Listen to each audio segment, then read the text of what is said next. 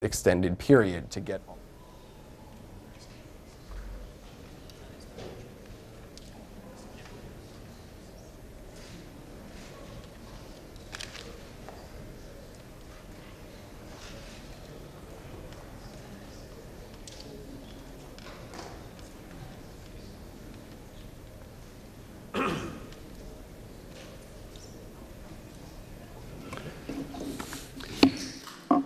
I call this joint hearing of the Subcommittees on Readiness and Sea Power Projection Forces of the House Armed Services Committee to order. We are here in honor and memory of the 7 USS Fitzgerald sailors, Shingo Douglas, Noe Hernandez, Nak Truong Hun, Xavier Martin, Gary Rame, Dakota Rigsby, Carlos Victor Subayan, and the 10 USS John S. McCain sailors, Kevin Bushell, Dustin Doyen, Jacob Drake, Timothy Eccles, Charles Finley, John Hoagland III, Corey Ingram, Abraham Lopez, Kenneth Smith, and Logan Palmer. And we are very grateful that today we have Ms. Rachel Eccles, the mother of Petty Officer Timothy Eccles, Jr., is here with us today. Ms. Eccles, we send to you our deepest sympathies and profound sorrow for your loss and appreciation for your son's service to our nation. I want to welcome our members to today's hearing. And I want to especially recognize that we have with us the committee chairman, the Honorable Mac Thornberry. Chairman Thornberry has been the leader of our ongoing efforts to mitigate our military readiness challenges, and I want to thank him for his leadership and for being here today to hear about the challenges illuminated by the tragic collisions in the Pacific. I also want to extend a warm welcome to Congresswoman Elizabeth Esty from Connecticut and Congressman Rodney Davis from Illinois. I ask unanimous consent that a member who is not a member of the Committee on the Armed Services be allowed to participate in today's hearing after all subcommittee members and then full committee members have had an opportunity to ask questions. Is there an objection? Without objection, such members will be recognized at the appropriate time for 5 minutes. As we begin today's unclassified hearing on Navy readiness, underlying problems associated with the USS Fitzgerald and the USS John S. McCain, I have no doubt that our Navy remains the most powerful in the world. But these recent tragic events only reinforce our committee's concern about the depth of readiness challenges the Navy faces. I am especially concerned about the shortfalls in the force structure and whether the sustained operational tempo of a reduced 277-ship Navy may have contributed to these events. I also believe that the first responsibility of the national government is to provide for the national security for our citizens, to do for us what we cannot do for ourselves. And that is especially true of our sailors, soldiers, airmen, and Marines. Therefore, it's our responsibility as members of this subcommittee to continue to better understand the readiness situation and underlying problems of the United States Navy, and then for us to chart a course which best assists the Department of the Navy in correcting any deficiencies and shortfalls. We now ask the senior leaders of the U.S. Navy and Government Accountability Office here with us today to be candid in your best judgment, advise us on the underlying problems associated with the USS Fitzgerald and USS John S. McCain and how to recover from these tragic events. This afternoon, we're honored to have with us Admiral Bill Moran, the Vice Chief of Naval Operations, Rear Admiral Robert Boxall, who is the Director of Surface Warfare, and Mr. John Pendleton, the Director of the Defense Force Structure Readiness Issues of the U.S. Accountability Office. I'd like to now turn to our ranking member, Congresswoman Madeline Badillo of Guam, for any remarks she may have. Thank you very much, Mr. Chairman, and Chairman Whitman, for agreeing to convene this timely hearing on the Navy readiness, particularly with regards to the 7th Fleet operations in the Indo-Asia-Pacific region. Chairman Whitman and I recently returned from Japan, where we visited and met with Vice Admiral Sawyer and saw the damage to the USS Fitzgerald firsthand. Thank you to our witnesses for joining us today. Admiral Moran and Boxall, I appreciated our meeting earlier this week, and I look forward to continuing our discussion. Mr. Pendleton, thank you as well for your time and your work on this subject, as it is critical in aiding our oversight mission on this committee. The recent mishaps with the USS Fitzgerald and the USS John S. McCain resulted not only in significant damage to the vessels, but also the tragic loss of life of 17 American sailors. Earlier in the year, we saw 2 additional mishaps, avoidable as I understand it, also involving surface ships assigned to the 7th Fleet. While investigations into the specific mishaps are still ongoing, and the Navy is in the midst of conducting 2 separate comprehensive reviews of surface fleet operations, I am interested to learn of the initial findings and the foundational challenges that need to be addressed to reverse the concerning trend that we are seeing with the readiness of our forward deployed naval forces.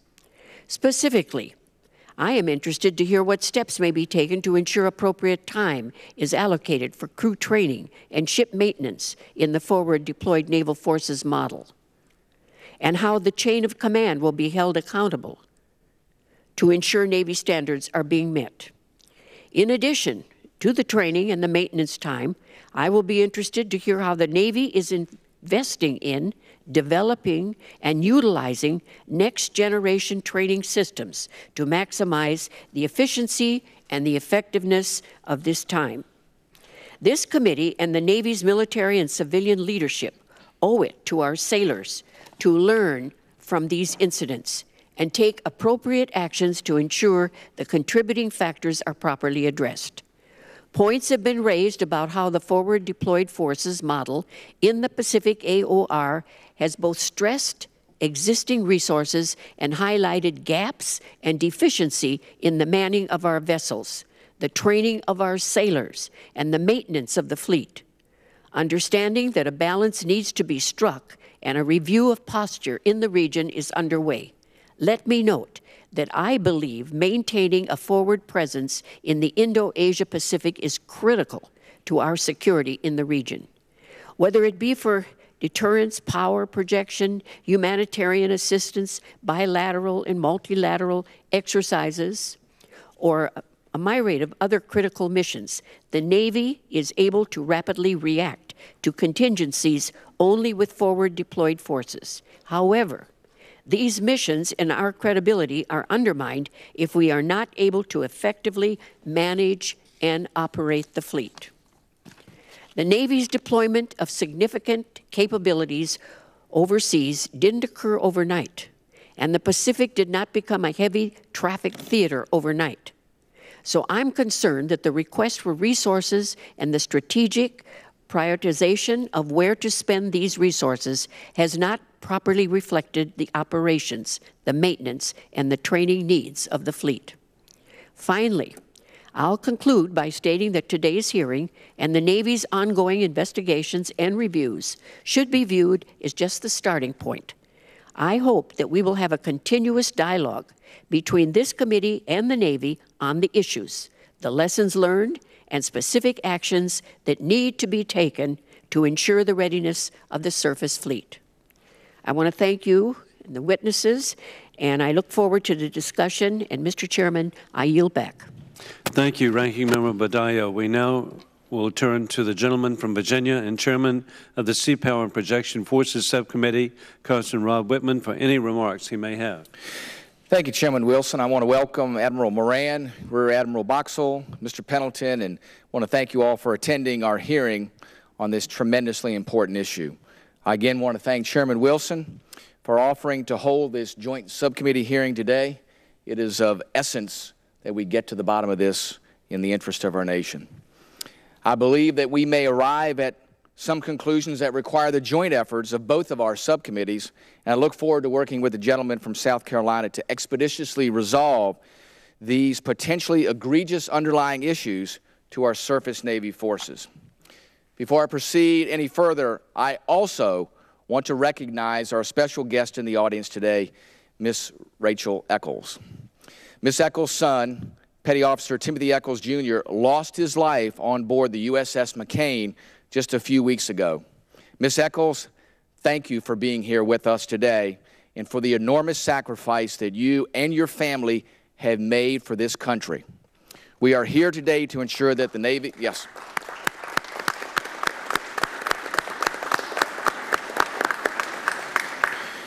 We are here today to ensure that the Navy and Congress learns from these tragedies and makes the necessary changes.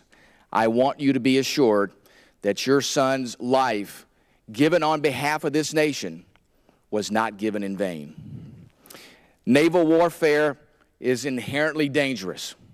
As we continue to review the recent collisions associated with USS Fitzgerald and the USS John S. McCain, it is important to note that even in a benign environment, we send our sailors into precarious and oftentimes deadly situations. Our nation asks much of our service members, and they never fail to deliver. I hope that today's hearing provides some positive steps forward to ensure that our sailors are provided the best training and the best ships to sustain their daily lives, and in time of war, prevail over our enemy.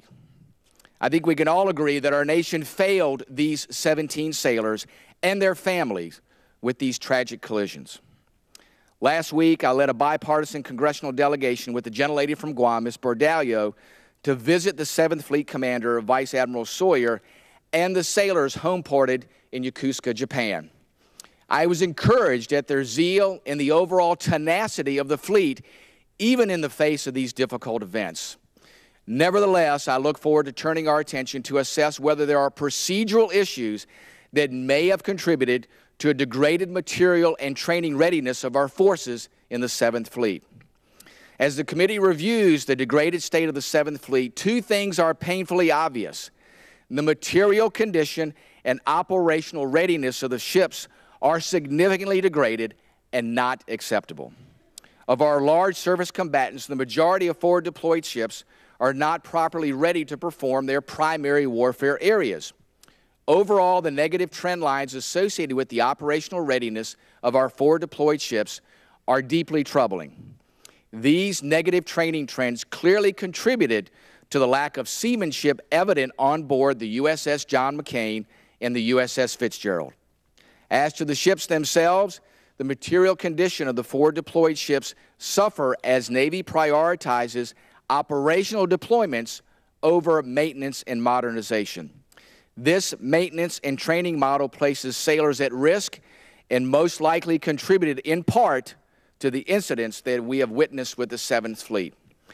It is equally problematic that the Navy intends to increase the number of forward deployed ships over the next few years with no increase to the maintenance capacity in Yokosuka, thereby increasing the risk to the fleet and our sailors.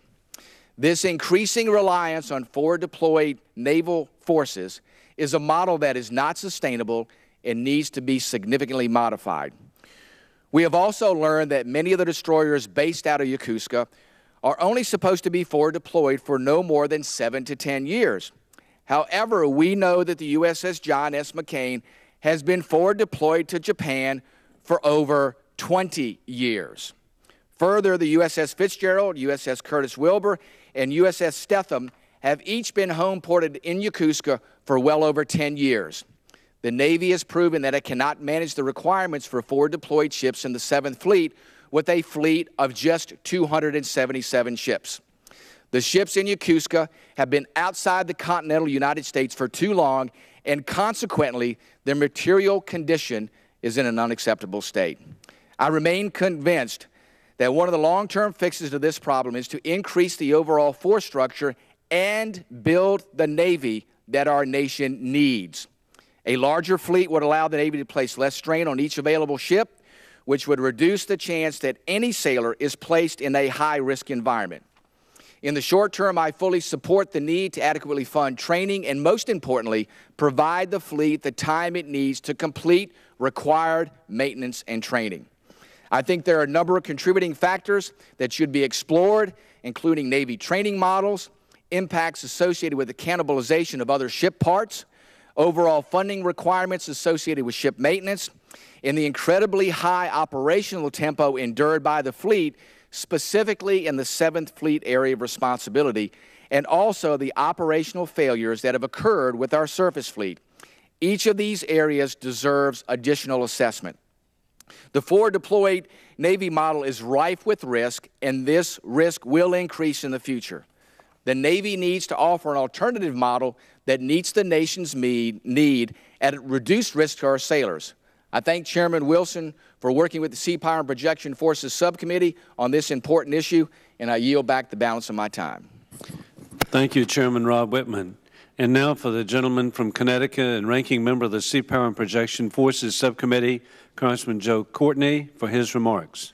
Thank you, Mr. Chairman, and thank you to Admiral Moran, Rear Admiral Boxall, and Mr. Pendleton for your testimony today. And I'd also like to recognize Ms. Eccles for being here today and putting a human face on the subject that we're talking about here today, and really representing the other families. And that's an important contribution that's being made here today. So thank you, Ms. Eccles. The circumstances that bring us to today's hearing are painful and tragic. As our lead witness today, Admiral Moran, pointed out in his order to the Navy's Fleet Forces Command dated August 24, 2017, in the span of 65 days, 17 sailors were lost in ship collisions and accidents on naval vessels. These were not, as he pointed out, limited occurrences, but part of a disturbing trend of mishaps in the Asia-Pacific region that since January has involved the USS Antietam, the USS Lake Champlain, the USS Fitzgerald, and the McCain. To put that in perspective, these heartbreaking casualties are more than the number of service members that we have lost in the Afghanistan war zone in 2017. 2 of those sailors are from my state of Connecticut, Sonar Technician Second Class Nap Trung Wen of Watertown, Connecticut, and the congressman from that community, Congresswoman Esty, is with us here today, and Electronics Technician Second Class Dustin Doyen from Suffield, Connecticut, in the northwestern portion of my district, was lost on board the USS John S. McCain. Their families in the entire state of Connecticut are mourning the loss of these 2 patriots and are intensely watching the response of the Navy and Congress to fix this disturbing trend. Several reviews by the Navy and the Secretary of the Navy are underway right now to dig deep into this disturbing trend. I applaud those efforts, and I think I speak for all my colleagues today that we expect the Navy to be fully transparent with our panels as these efforts move forward, and that we will convene again as many times as needed to provide support to fix this problem. Indeed, Article 1, Section 8, Clause 13 of the U.S. Constitution is very clear. It is Congress's duty to, quote, provide and maintain a Navy, which certainly means a Navy that is well-equipped, well-trained, and adequately manned. What does seem to be clear at this early stage is these incidents are a glaring manifestation of the sharply increased demand being placed on our forward-deployed Navy vessels, particularly in the Asia-Pacific region, and the declining readiness of these forces. We ask these forward-deployed ships to do difficult work, which is oftentimes not well understood by the public at large. For instance, prior to her collision, the USS McCain conducted a highly visible freedom of navigation operation in the South China Sea. Likewise, the Fitzgerald was a pivotal player in providing needed presence in response to Kim Jong-un's recent threats and missile tests. Simply put, these are not the kinds of ships and crews that we can afford to lose to preventable mishaps. As my colleague, Mr. Whitman, correctly pointed out, one obvious response to this high operational tempo is to grow our fleet and shorten the backlog of repair and maintenance for the existing fleet to take the pressure off the heel-to-toe operations of our forward-deployed ships in places like Yokosuka, Japan, and Rota, Spain. These 2 committees, I would note, have pushed more aggressively on a bipartisan basis to add funding to ship construction and readiness than any other entity in the Congress. This year's House NDAA plussed up these accounts significantly above the White House's budget that was submitted last May and passed with the biggest bipartisan vote since 2008. We will have more work to do to complete the 2018 process, and I am sure this hearing will increase the members' determination to get the best outcome possible. But today is not just about resources. It's also about whether Navy systems and policies need to be realigned to improve readiness. Unfortunately, concerns about systems and policies are not new. As the GAO has repeatedly reported over the last several years, and as our witness today will discuss, a growing number of our forward deployed vessels are operating without the certifications expected of a ship heading out to deployment. Unfortunately, this trend has worsened since the last report in 2015, and this needs to be corrected. Similarly, in 2010, the Navy conducted a review by Vice Admiral Philip Belisle, which outlined shortfalls and concerns about surface force readiness that are strikingly relevant today in looking at these incidences in the larger state of Navy fleet readiness. One of his priority recommendations includes clarifying who in the chain of command specifically has the ultimate say in whether a ship is manned, trained, and equipped to the level needed to safely do their job before being sent out on deployment. To put it another way, the certification process, which covers key competencies in seamanship, surface warfare, ballistic missile defense, to name just a few, need to be reviewed and approved by an accountable decision maker. Unfortunately, this recommendation raised by Vice Admiral Belisle has not been addressed in the 7 years since his report came out. We expect a lot from the Navy, and with good reason. Our sailors are the best in the world, and the sight of a U.S. Navy vessel in a foreign port or operating in international waters sends a powerful message of protection for a rules-based order in the maritime domain. And those sailors do what they need to do to keep the peace in the sea lanes of the world's great oceans free and open. In return, our sailors and families should expect that their leaders who send them out to sea have done all they can to provide the tools, resources, and training they need to conduct their work safely and return safely. I hope today's hearing will focus on the steps that the Navy will take to fulfill that expectation and what it needs from us here in the Congress to get it done. Thank you. I yield back my time. Thank you, Ranking Member Joe Courtney. Admiral Moran, we now turn to you for your opening remarks. Thank you, Mr. Chairman. I will be short. I want to be very clear that no matter the circumstances, the operating environment, or how strained our force might be, we should not and cannot have collisions at sea. Fundamental professional seamanship is the foundation for safe operations around the fleet. And all of the marvelous technology, the magnificent hardware that we put together in these ships, and the power of our weapon systems are meaningless without well-trained, skilled, patriotic, and experienced sailors who are well led. You have my promise that we will get to the bottom of these mishaps. We will leave no stone unturned. We will be accountable to you, to our sailors, and to the American public. Like you, our Navy stands with Miss Rachel Eccles and all of our Navy families with hearts broken, but determined to investigate thoroughly all the facts, to get at the root causes, to address contributing factors, and to learn so that we will become a better Navy at the end of this. We have an absolute responsibility to keep sailors safe from harm in peacetime, even as they prepare for war. Mr. Chairman, although we are 20 feet apart, there is no gap between what we need to do from here on out. Admiral Boxall and I look forward to your questions. Thank you very much, Admiral. We now turn to Mr. John Pendleton from the Government Accountability Office for your opening comments. Thank you, sir. Chairman Wilson, Chairman Widman, Ranking Members Bardillo and Mr. Courtney, Chairman Thornberry. Thank you very much for having me here today to summarize GAO's past work on Navy readiness. Unfortunately, grim circumstances do bring us together. Mr. Chairman, I don't know what specifically caused the accidents, but I do know the Navy is caught between an unrelenting operational demand and a limited supply of ships.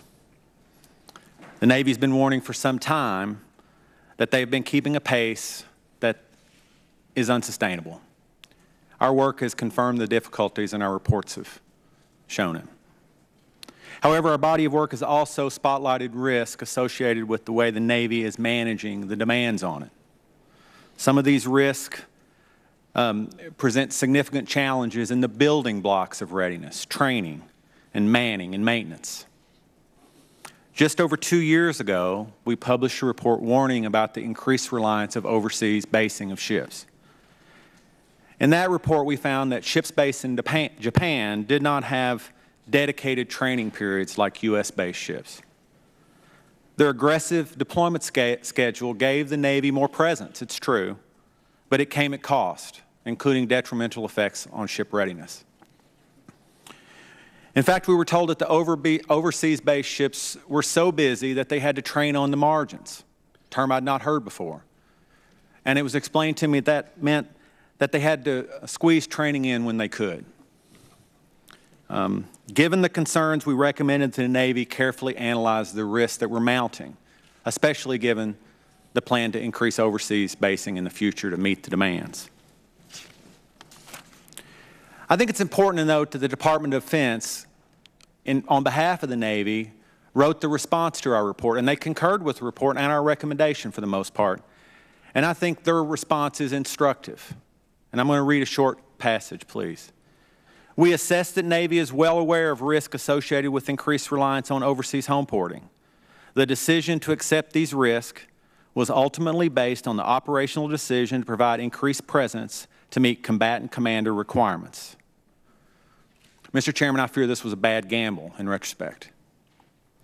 In preparing for this hearing, we followed up on that work and learned a couple of things that concerned us. First, the Navy had told us that they planned to implement a deployment schedule for the overseas ships that would allow dedicated training. As of this hearing, they have not yet done that. They have a notional idea, but it's not yet been implemented.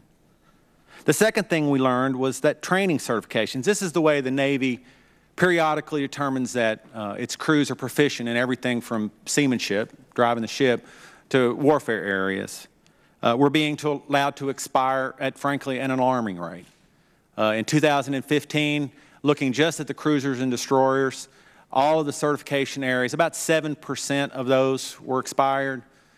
By the late June of this year, that number was up to 37% expired, a more than five-fold increase. Manning has been a persistent challenge for the Navy. Navy had a study in 2014 that indicated that sailors, on average, were working well over 108 hours a week.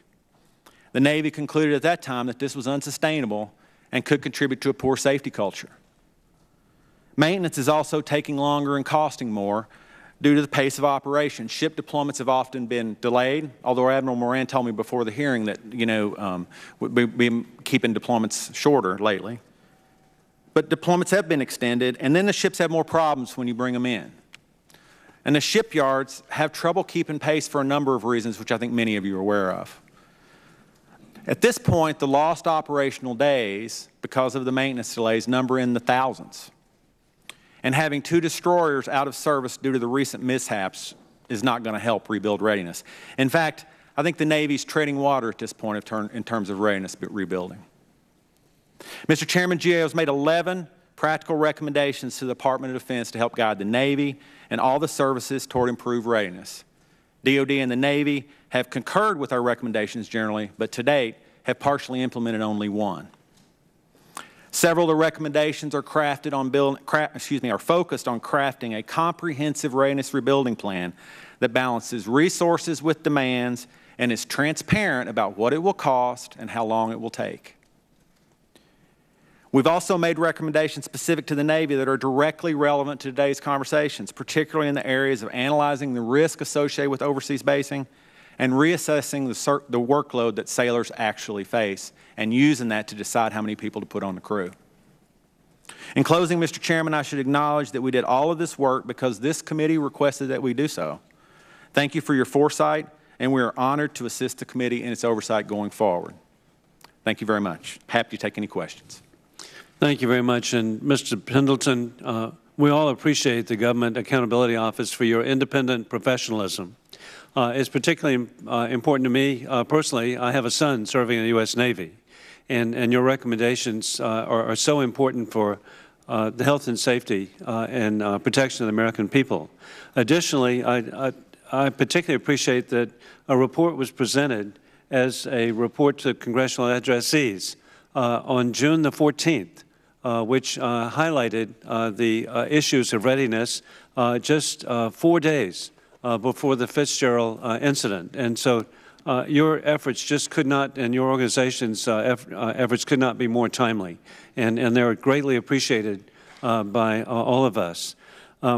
The GAO statement today that you have provided indicates that the expired training certification is provided by the Afloat Training Group for cruisers and destroyers home ported in Japan had increased fivefold since the 2015 report, from 7% expired to 37% expired in June of this year, again, the month of the incident.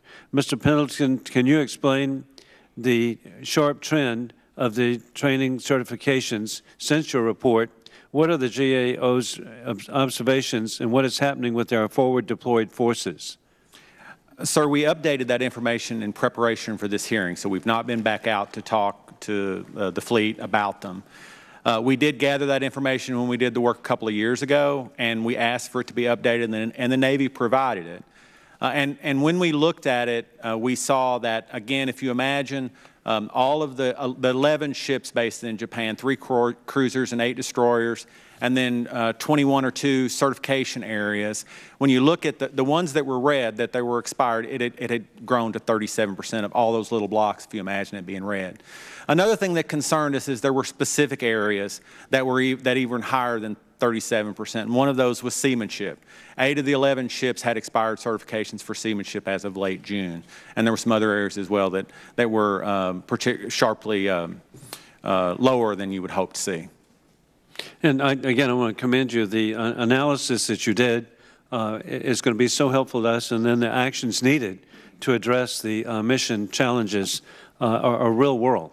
And it's just, again, reassuring as a member of Congress, but as a parent. Thank you for what you're doing. Mr. Wilson, if I may, that the report that you held up is a compilation report, yes. And it is designed to identify what we believe is the major challenges facing the Department of Defense. I think what's significant about it is we led with readiness rebuilding. That really, we think, is one of the priority areas the Department needs to focus on. And you also provided extraordinary insight in regard to health care being provided to our military personnel. It has, I urge all members of both subcommittees and the full committee to get a copy, and it's really very helpful. Thank you, sir. Admiral Moran, obviously the trend is so significant, and I appreciate your heartfelt statement earlier. Can you help the subcommittees better understand the issues? I'm trying to figure out how our most forward deployed ships are apparently not being held to the same standards as the rest of the fleet. Who certifies the ships home ported in Japan? Mr. Chairman, the certification is done locally by the operational commanders in Japan. So it starts with the commanding officer of the ship that makes a request for waivers or to extend their certification. It goes to his direct in the chain of command, who's the Desron commander, and that is worked out then above his level with the 1-star, 2-star commander of the task force in Japan, as well as the 7th Fleet commander, ultimately makes that decision. So there, if I could, when someone is expiring on a certification, they are required to put a risk mitigation plan in place and request the waiver. And once the risk mitigation plan is approved in the chain of command, then they are allowed to operate along those certifications. So while the certifications are expired, there is a risk mitigation plan for each one of them. But to your point, and to the point that the GAO has thoughtfully put out here, is the trend of the number that we're asking for waivers is increasing at an alarming rate, one in which ought to give us all pause for just how hard we're driving the crews in 7th Fleet, changing schedules, delayed maintenance, and additional missions that they've been asked to perform are making it more difficult to get the ship and the command, which is called the Afloat Training Group in Japan and Westpac, on board the ship to do the certification at the right time before it expires.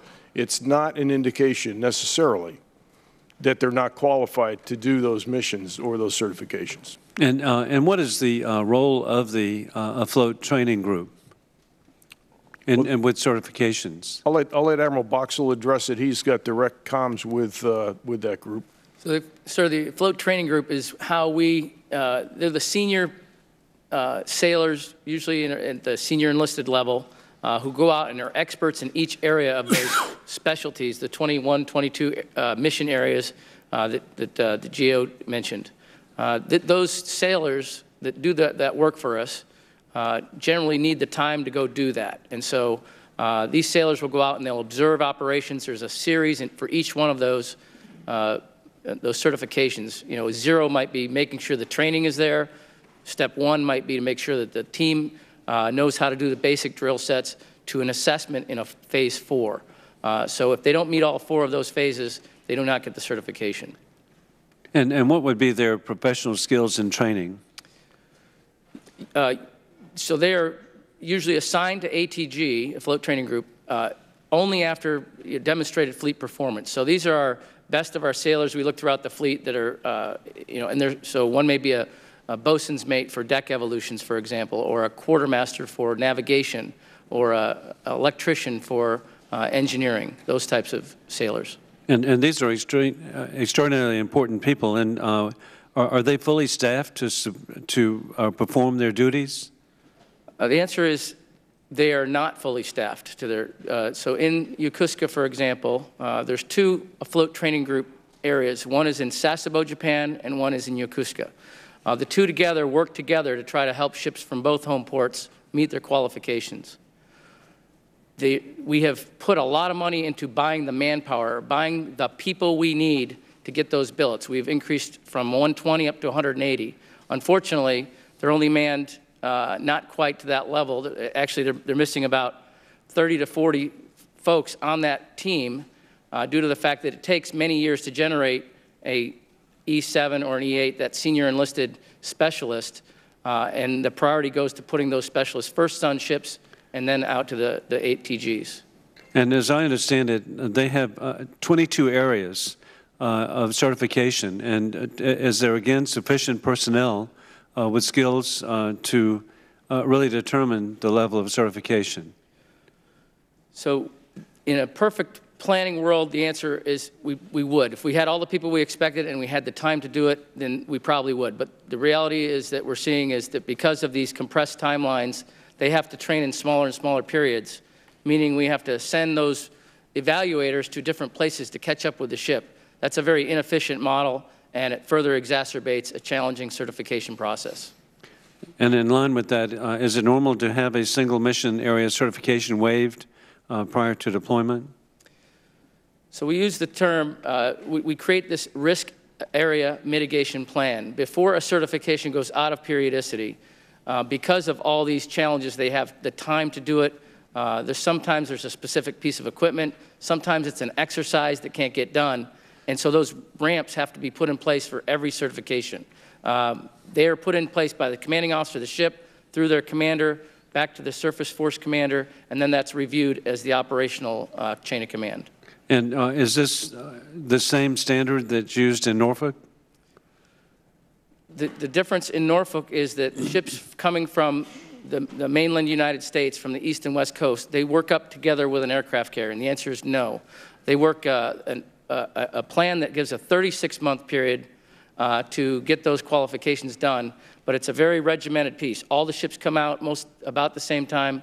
They go into a training period for about 6 months, basic, intermediate, and advanced, and then they work up together, deploy through the deployment, come back, and are prepared to surge if needed, and then they start the cycle again. That is the optimized fleet replacement plan. And with the number of waivers being provided, say per ship, when does it become dangerous for personnel to be serving on that particular ship? Well, sir, I think that is exactly one of the things that we're going to look very closely at in the comprehensive review, because we do have different models. Those ships forward that are in Yokosuka are closer to the operational areas that we deploy ships to. And so the trade-off of where is the operational risk too great is exactly something that the fleet commander's interest is focused on today, and we are looking at the comprehensive review to make a permanent process change. And who in the chain of Navy chain of command grants the waivers? So in the chain of command for a risk area mitigation plan is all those plans are approved by the Surface Force Commander. They're the man, train, equip person at Commander Naval Surface Forces, and they review all those to ensure that they can do everything they can to make that ship meet what it can do given the constraints of time or exercise or the equipment that's not available to help them achieve the certification. And then finally, was the Navy leadership aware of so many forward deployed ships' certifications being waived? Sir, I think that's something that the comprehensive review will look at. Again, I defer to the fleet on this one because Admiral Davidson will certainly get to this as the United States Fleet Forces Commander. But I think clearly this is an area that we have to get to the bottom of. Where is the right amount of risk given our over-focus on trying to achieve the mission? Thank you very much. And now we'll refer to the ranking member, Madeline Bardallo of Guam, and of course, the American people are so appreciative of the very patriotic, dedicated citizens of that very vital American territory. Thank you, Mr. Chairman, and I want to take this opportunity to thank the military for providing the great security that they did for Guam during this exchange with North Korea. So thank you very much. It definitely is apparent that training and certification issues have been building for years within the forward deployed fleet. Now, I have this question for both Admiral Moran and Boxall. I'm concerned that there is a critical deficiency in the feedback loop. Are ship captains voicing their concerns regarding the readiness of their crews and the condition of their ships? If they are voicing those concerns, who is assuming that risk? And do you feel they have an adequate understanding of the risks they are assuming and how that impacts the sailors that are forward deployed? I'll start with you, Mr. Yes, ma'am. It's a great question. First of all, it is the obligation of any commanding officer to voice concerns if they have them with respect to the responsibility that they have, the obligation that they have to protect the safety and well-being of their crew. It is not unusual at all for a CO to express their concerns when there are manning issues or training issues, resourcing issues, and those conversations happen on the waterfront all the time. What I think has happened here, though, to I think Chairman Whitman's point, is we have allowed our standards of the numbers of certifications to grow, our standards to drop as the number of certification waivers have grown. While not against the rules, they are below the standard that we should accept. And to Admiral Boxall's point earlier, these are the kinds of things that the comprehensive review that Admiral Davidson is going to undertake to look at is where is the acceptable standard for the number of certifications? And then how are those concerns by commanding officers being transmitted up the chain of command, and what are they doing in response? Once the commander's senior approves the waiver, they are, in a sense, accepting that risk. They are allowing the ship to move with a greater number of waivers and a number of expired certifications. And so the responsibility of our fleet commanders and our commanders in the operational environment is to wake up every day, assess the environment, and assess the risk that they are taking from unit to unit across the waterfront. Mm-hmm. And so I think we've got a lot of learning to do on that front, to your very good question. Well, thank you, Admiral. I think what I really would like to know, have these captains or commanders ever come to you with risks? Is there a list somewhere, or have they never said anything? That's what I would like to know. Well, are you talking specifically Fitzgerald and McCain? Yes. Yes, so that's part of the investigation. Or any ship for that matter, but yeah. Especially, so you've never received any complaints? Or at our level, we would not necessarily receive direct from a commanding officer. There is a chain of command that runs through the operational chain to the Surface Force Commander, and then it would come to us if it were something that they needed additional resourcing that they couldn't provide for themselves. I understand the protocol, you know, Yes. that the commander should do this, but I just wondered, are they doing it, or are they just avoiding some of these things? I think as Admiral Boxall described, they are following the process that requires the chain of command to get involved in the risk mitigation process and the steps to mitigate any certification that is about to expire. So they are all taking on that risk by mitigating it with very specific steps that are outlined that they have to follow through on. So, Admiral Boxall, do you have a list of some of these risks? I can give you an example of the type of the mitigations that are in place. For example, as I described to Chairman Wilson, the individual steps that it takes, they may have 4 steps or 5 steps in a process of one particular qual. They may have, for example, they may need to go out and for a seamanship, they've achieved, you know, the basic, the second part where they get to the point where they meet something, they didn't have an opportunity to moor to a buoy, for example. That becomes a mitigation so that they do not certify, but they say, well, the risk of that ship going and doing a moor to buoy for what I want them to do probably isn't an issue, and therefore that's been addressed operationally by the commander. Now, to your question, whether or not the COs will tell us when, we expect that. We train them to do that. We go through a lot of workups when our command qualifications almost exclusively put COs in a bad position where we have to ensure that they will tell leadership when they don't feel they can meet the demand. That's what we train them to do. Now, the question, if they're going to go be doing an operational mission, you know, our sailors are kind of conflicted because they want to do that mission. And so the question is do they feel it? Do they want to do that mission? Do they feel that's something I think the comprehensive review is going to get to. Do we have systems in place that accurately measure the risk independently, and the operational fleet commander ensures that that due diligence has been done to the level of risk for the level of operation that they'll be doing. And that's what I think we're getting to. See, thank you. I feel that, you know, if maintenance and training and all of this is lacking, the commanders, the captains of these ships should be, you know, letting everyone know about it, and certainly maybe we wouldn't be in this fix. The other question I have is, Admiral Moran, the need to grow the size of the fleet has often been a point raised when we talk about the Navy readiness. However, the Navy's proposal to grow to 355 ships would take decades to be realized, which means we have to make do with the size of the fleet that we have in the near term. With that in mind, what near and mid-term measures are being considered with respect to how we crew, train, and maintain the ships that we have today in order to rebuild and sustain readiness? How will the Navy prioritize missions, or in some cases turn down missions, so we don't put sailors at risk by running the fleet ragged without being properly trained and maintained?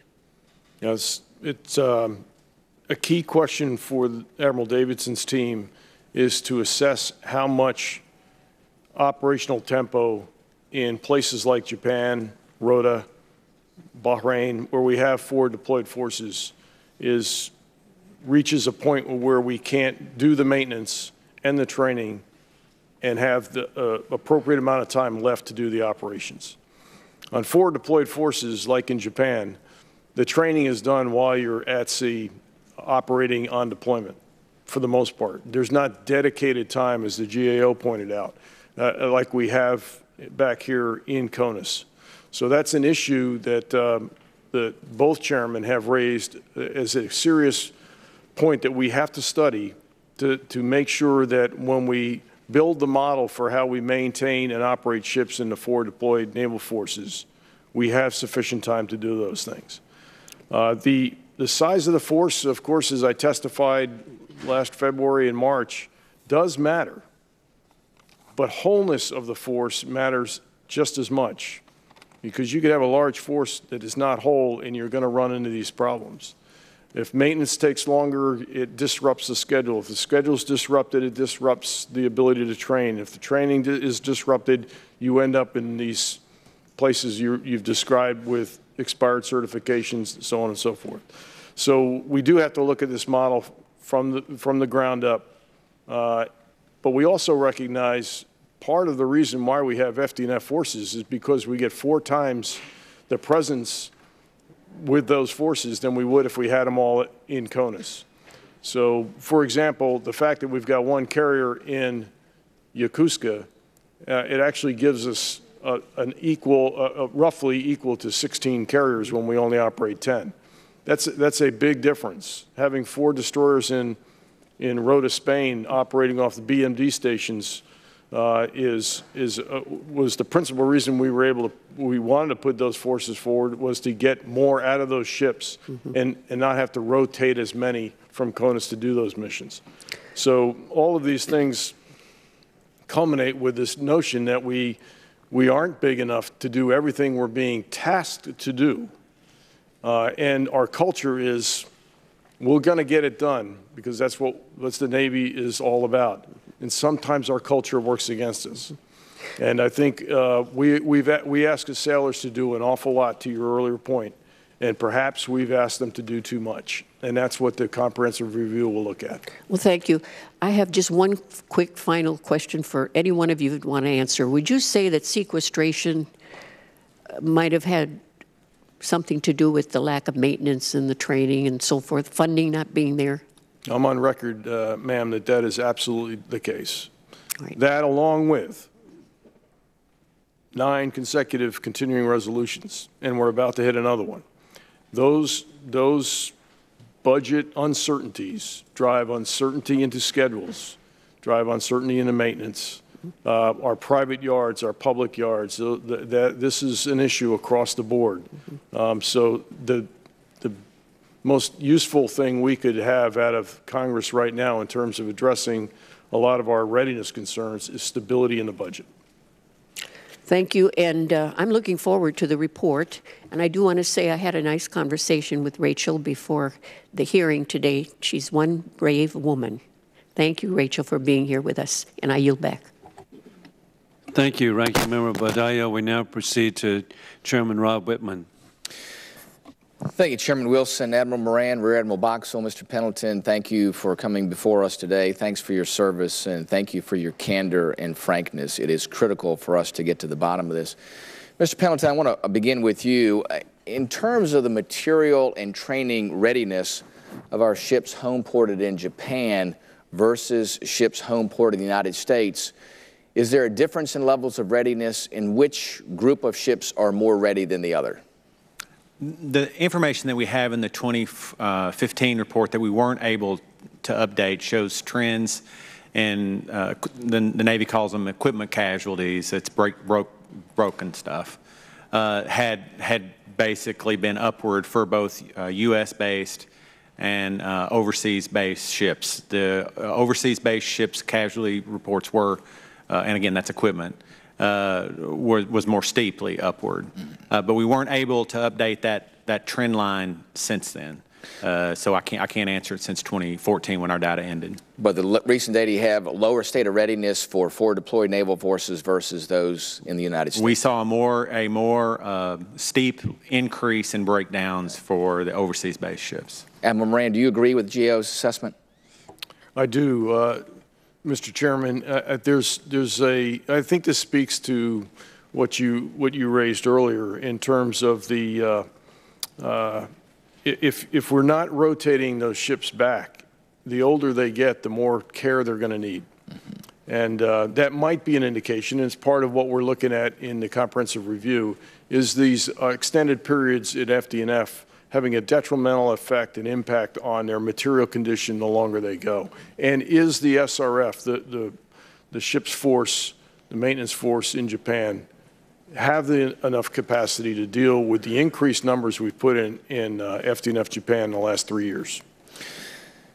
Following up on that, in order to maintain overseas presence, will the Navy increase or decrease forward deployed forces, Japan and elsewhere?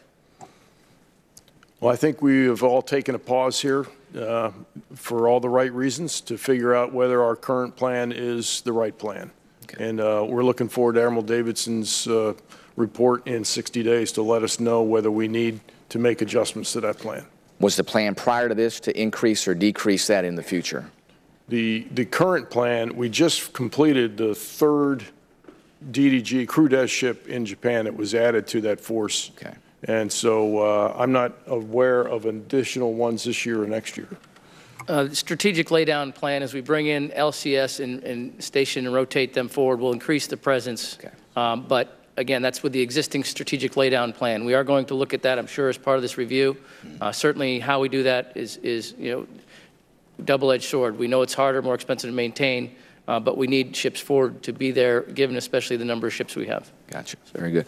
Mr. Pendleton, from a financial perspective, is it more cost-effective to home port ships in the United States or to forward deploy those ships? It's a hard question to answer. I mean, if you look at it on the margin, it's marginally a little more expensive to have ships overseas. We did analysis to show that.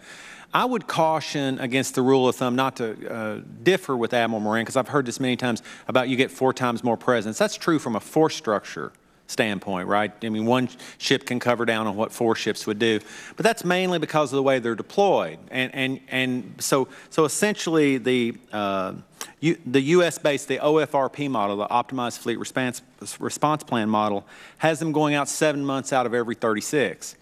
For FDNF ships are scheduled to go out 16 months out of every 24. I mean, there's a graph in a report that describes this. I mean, that's difficult to quantify the impact of that, sir. Yeah, very good. Thank you, Mr. Pendleton. Admiral Moran, do you agree that if we had more ships in our Navy fleet, we could spread the workload more evenly?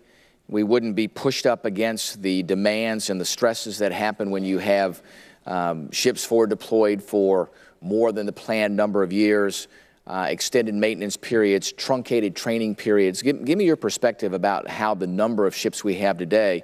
And let me put it in perspective. If you go back to the 1980s, when we had a Navy of 600 ships, we had 100 ships forward deployed. Today we have 277 ships. We have 100 ships forward deployed. Give me your perspective about the size of the fleet in relation to where we are today with forward deployed naval forces. Well, You just gave the answer for me, Mr. Chairman. I mean, that math is pretty hard to argue with. And while Mr. Pendleton and I have had this discussion, you can argue over the factors. You know, it's 4 times or 3 times. But the fact is, even with that, those ships are a lot closer to where we might have to fight by being there. And I think that's a value you can't put a times anything on. It's clearly, and the message that sends to our allies and partners in the region is vitally important. Yeah. That said, I think you made the point about if we're still operating 100 ships deployed today at a force that's 40% plus smaller than it was in the 1980s. It's actually that 80s and 90s. It is going to be a bigger stressor on that force. So, yes, I agree with you. Gotcha. Mr. Whitman, may I add one thing? Yes, please. The Admiral makes a great point, and it's important to emphasize that the Navy doesn't create the demands. The Navy responds to the demands. They're being asked by the combatant commanders and the Department of Defense to fulfill those demands. So it's important to make that distinction. Gotcha. Very good. Admiral Boxall, let me ask this. In order to get ships ready today to deploy, you spoke a little bit earlier about what they do for material readiness. And what we see is them going to other ships, cannibalizing parts in order to get ships ready to maintain that material readiness. Is cannibalization a systemic problem with surface ships? And is the root cause sufficient money to procure new parts or stocks of parts to make sure you have them on hand to keep up with routine maintenance or expected problems with wearing of parts and wearing of systems? Sir, the cannibalization of parts off ships is something we try to avoid as much as possible, but there's a lot of reasons why we do it. Sometimes it's the availability of the part. Sometimes it's even when we have the money to buy the parts, we've had a lot of money restored in the last year, especially the 17 RAA, but it takes time to go buy that part. Some of these are made by very unique vendors, so there's some pent-up readiness, spare parts, sparing challenges out there. contracting time to do those things. So we are seeing some cannibalization increases. We're also seeing an increase in the C2, C3 CAS reps. That to everyone is kind of, C2 is where it becomes kind of a tension getter for an operational commander. C3 means there's a major issue on that ship we got to get to very quickly. There's kind of two reasons for that. One is the actual material readiness is degrading and we need to bring it to leaders' attention. The other reason is that in places where we're having a difficult time getting work done to repair these CAS reps in the yards because of the demand, the commanders are trying to boost the priority of their jobs to get them in because it's the best way they know how. That's a signal back to us also that says we got to get something right and get, not just because we want the reporting to be accurate. We don't want commanding officers, again, we challenge them with telling us when things are wrong, and when they do, they send the flare, and we expect them to do that. But if they're doing it because it's the only way they can get the response, then that's another issue. And this goes to the demand that we have specifically in SRF, Ships Repair Facility in Yokosuka 4 is probably the more significant example. Very good. Thank you, Mr. Chairman. I yield back. Thank you, Chairman Whitman. We now proceed to Ranking Member Joe Courtney. Thank you, Mr. Chairman. And Admiral Moran, I guess one thing I think might be helpful for some of us anyway is just sort of walk through what the investigative process and reporting process is going to look like over the next 60 to 90 to 120 days. Yes, sir. In terms of the various efforts that are underway. So immediately after both collisions, any mishap, we stand up an investigative team. In the case of these two collisions in Japan, we put a dual-purpose investigation together that includes the normal safety investigation and the JAGMAN investigation. Those are privileged investigations. We do not share that information publicly so we can protect folks from being very open with us and giving us as much information as possible to determine the root cause. So those investigations are stood up immediately upon by the convening authority. The convening authority for Fitzgerald was the commander of 7th Fleet. The convening authority for McCain was Admiral Swift because of the other investigation going on and because we relieved the 7th Fleet commander in the interim. So those investigative officers are usually, in this case, are both flag officers. They take a team to the site, to where the collision occurred or where in this case, both ships were brought back to a pier, one in Singapore, one in Yokosuka.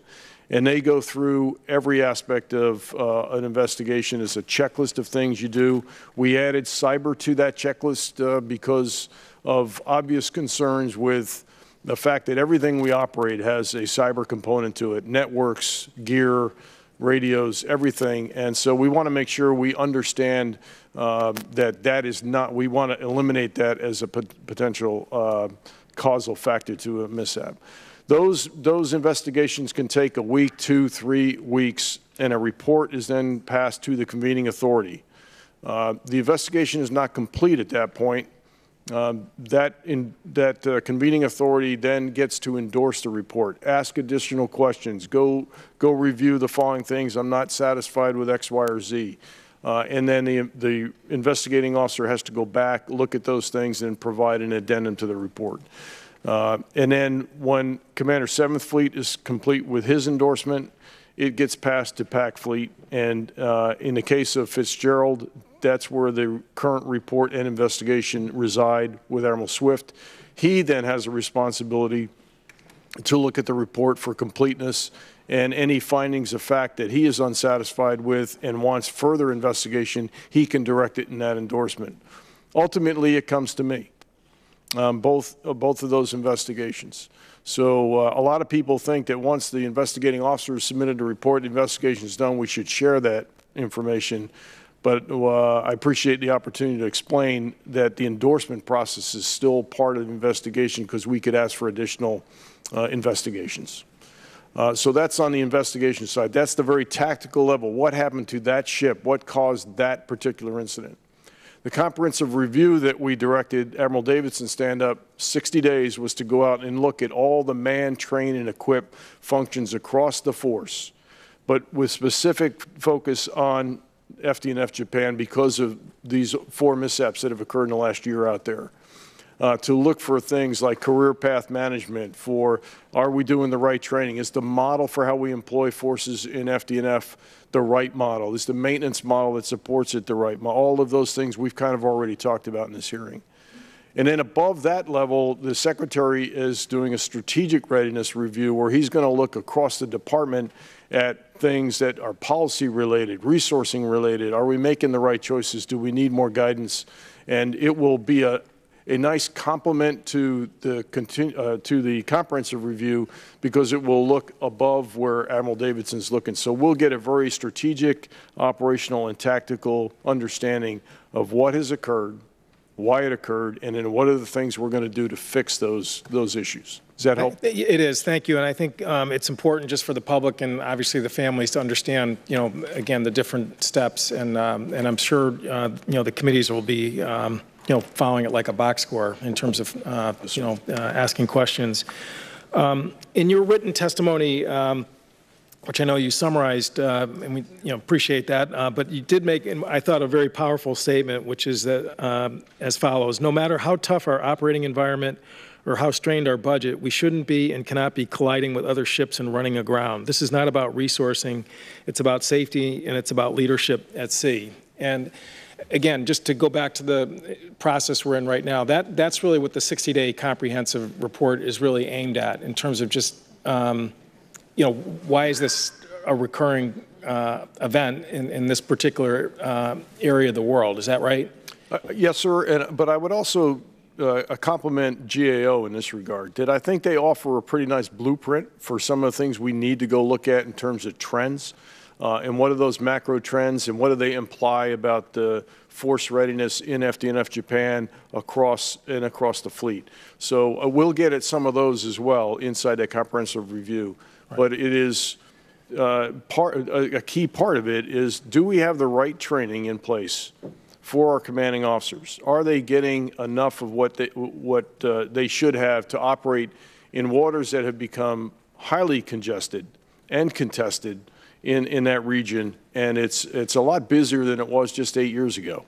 And so we need to review that, and we need to review the training. We need to review the career paths for our officers, our junior officers, and we need to make sure that we understand that we have the right manning models in place. And GAO calls this out in their report about how we establish the work week and how do we respond to the manning profiles for those ships. Thank you. Well, and again, I think that sort of follows up on what GAO sort of was asking for over the last couple of years as well. I guess one sort of footnote, I was wondering, what you would think about this in terms of that statement, which is that it is about leadership at sea, but it's also about leadership, I think, ashore as well, in terms of just, the way decisions are being made. And I have to say, going back to the Bilal report, which I'm assuming all the witnesses are pretty familiar with, I mean, that was sort of a key critique that Admiral Bilal had, which is that the lines are kind of blurred in terms of just dealing with some of the issues we're talking about here today. I mean, ultimately, we're trying to figure out who decides.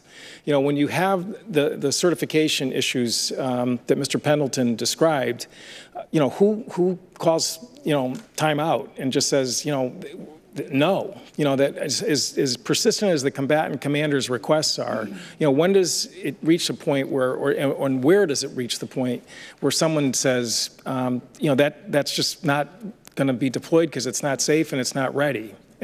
So I'm assuming that that's also part of the comprehensive review. And I believe the Secretary is going to look at that in the strategic review as well for organizational C2, command and control. Who is responsible precisely for readiness and man training, equip, and operational demand in the Pacific Fleet, and how does that get balanced against the larger fleet that Admiral Davidson's managing out of Fleet Forces? Because even today, I've been a little confused about who's the decision maker. Is it the operational commander, or is it the forces commander? And I think again, Admiral Bilal really, I think, nailed that pretty well in terms of just that being an issue that's got to be cleaned up. So, Mr. Pendleton, you described the trend of the increasing lack of certifications, which was kind of a top line in terms of the number of ships that are out there. Can you give us some more specific information regarding the Fitzgerald and the McCain? To what extent do they lack certifications? I'd rather defer specific questions about the Fitzgerald and McCain. They did have missing certifications, as did most ships. I'd like to talk about the key warfare mission areas, though, Sure. and I give the admirals a chance to comment on the specific ships with the ongoing investigations. I'm uneasy about that. I mentioned earlier that 8 of 11 seamanship certifications of the 11 ships in Japan were expired. There were others that had fairly significant expirations of 7 of 11 ships for fire support and surface warfare, and for undersea warfare, 8 of 11 ships had expired certifications. Some of those certifications were several months overdue. So when we looked at some of the basic certifications, the things you have to do to keep track of maintenance and anti-terrorism and communication, that kind of thing, those were better. They weren't great, but they were better. It seemed seamanship stood out as a problem area, and then when you got over into the warfare mission areas, the kind of things that you have to do together to be able to do the missions of the ship, that's when we started saying. Now, I presume that those are more complicated certifications to obtain. Honestly, I haven't been out to talk to them about it. Those were had a higher percentage of ships that had expired certifications. Thank you. Well, again, I'm sure that my question is going to be asked at some point Yes, in this process, because, and frankly, it's a question that needs to be fleshed out. Yes, sir. So, thank you. I yield back. And thank you, Ranking Member Courtney. And truly an indication of how important this hearing is. Our love and affection for the 17 sailors that we've lost and others who were injured. We've been joined today, and we now turn to the full chairman of the Armed Services Committee, Mac Thornberry. Thank you, Mr. Chairman, and thank you all for being here. I just want to say I really appreciate the work of GAO as well as the work of these committee members and our staff on these issues. The leadership of the department in the last administration denied we had a readiness problem. They said we were just making it up. I appreciate the persistence, members on both sides of the aisle, in getting the facts, and certainly GAO has helped with that. Admiral Moran, I very much appreciate you and Admiral Richardson's commitment to get to the bottom of this matter. I looked a little earlier at your testimony from earlier in the year, and you highlighted the stresses and strains on the force based on the operational tempo, et cetera. You also testified that you thought that the deployed fleet was in pretty good shape. The ships here in the United States were really suffering. Based on what you know today, would you revise that assessment? Mr. Chairman, so I promised you I'd be frank, and I will be. I personally made the assumption, I have made the assumption for many, many years, that our forward deployed naval force in Japan was the most proficient, well-trained, most experienced force we had because they're operating all the time. I made the assumption. It was a wrong assumption in hindsight. And so, obviously, at this point, I would tell you that what we send from CONUS to deploy, I would maintain my position in the hearing last February. Clearly, because the models are different and because the strain on the force in Japan is so evident to us today, we're going to have to get after that question. I don't know precisely. And I'm also very anxious to remind the committee the committees that we have to get to the root cause of both mishaps before we can make a determination. But the trends that the GAO has pointed out, the trends that we are seeing in our reporting stats are concerning, and they do demonstrate a fraying of the readiness on the edges that we need to address. Yeah. I just comment. I don't think we can look at this too narrowly.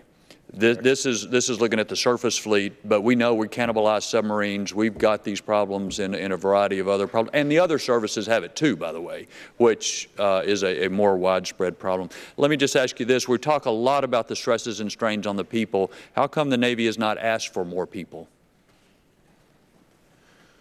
Increase in strength. Manpower, as you know, 3 years as a Chief of Naval Personnel, I've dealt a lot with the manpower issues. Manpower requires you to project at least 2 years ahead to be able to know if you're getting to the right numbers. And I don't want to bring this back to uncertainty in budgeting and resourcing, but it impacts our ability to assess the right number of people when we can't predict or project what we're going to be in 2 years. So it has an impact. We are always trying to catch up with manpower, and I think that's part of what Admiral Boxall described in the Afloat Training Group. We bought the billets 2 years ago, but it takes time to fill those billets because we have to go find the right experience, the right folks that have operated and understand what the challenges are in building and attaining certifications. So manpower is a bit more challenging to get precise. And as you know well, manpower also costs an extraordinary amount of money, so we're always trying to dial it right. We are not getting it exactly right, but we're doing the best we can with the inability to project precisely where we would like to be in 2 years. Okay. If you're going to be frank, you got to be frank with us and tell us where we complicate your life. With CRs and the Budget Control Act, you did that earlier, and I appreciate it. But don't hesitate to say where we're deficient. Let me just ask this, and it goes right back to something Mr. Courtney was talking about. Seems to me the hard issue is, and you talked about it for a commander in a ship, saying, okay, I've got these problems, I got to ask for a waiver, I have a risk mitigation plan. You and Mr. Courtney talked about it a little bigger. But what's going through my mind is, when do you and Admiral Richardson basically say to the Secretary of Defense or the President, we cannot do what you expect us to do, and to us? You said earlier, the culture works against us. It's true in every service. You salute and say, you give us a mission, we'll do it. I don't know if you have any comments on this, but what's going through my mind is, when does a service chief or vice chief say, we cannot do what you expect us to do with what you have given us? Sir, well, there's one very good example of where we have done that in the past few years. You'll recall where we gapped carrier presence in the Gulf for several months. We've done that twice, and that was a recognition that we were going to overstress the force and weren't able. We were concerned about sticking to our plan in Optimized Fleet Response Plan, which was a 7-month deployment. We wanted to get there, and we wanted to maintain that. The world gets a vote. A lot of pressure came up, and we went down and argued why we thought we needed to stick to those 7-month deployments, and the Joint Force accepted those gaps. It was painful. It was a difficult message to send to the region, but it was necessary to be able to continue to try to reset the Navy. We're going to stay after this, ma'am. We're going to stay after this. I yield back. Thank you very much, Chairman Mack Thornberry. We appreciate your leadership. We now proceed to Congresswoman Susan Davis of California. Thank you. I want to thank all of our chairs who are up here today and really have provided a lot of good leadership of walking us through these issues. And thank you to all of you for being here, and to Ms. Rachel Eccles, thank you. Thank you for being here on behalf of 17 shattered Navy families who are grieving today. We appreciate that, and helps us to think about your son as well. I know that we've been talking a lot about all the problems that have been encountered, how tragic they are. But one of the things I wanted to ask very quickly was really about the heroism that was demonstrated on the ships as well. And I know, in having read almost that minute-by-minute account of what happened on the Fitzgerald, that there were specifically 2 sailors who were mentioned repeatedly for their heroism. Are they up for awards? Have those been submitted for recognition? What are we doing to really acknowledge the heroism as well? Well, I appreciate you asking that question. There's a difference between heroic and valorous, and people often get confused by that. And it sounds like you're not, so I appreciate the fact that the question revolves around our sailors who operated that night, some who lost their lives, who gave their lives for others. It is a command's responsibility to initiate the recommendation for awards in any circumstance. So as you might imagine, right now their focus might be elsewhere, but we will get to those, and when they come forward, we'll do the appropriate recognition that comes from those recommendations. In addition to that, though, I think you also know that we posthumously advanced all 17 sailors to the next pay grade in recognition of who they could have been. So thank you for the question. Sure, thank you. I wonder as well, we've been talking about whether or not the forward deployed model is sustainable. And the fact that it is used so much.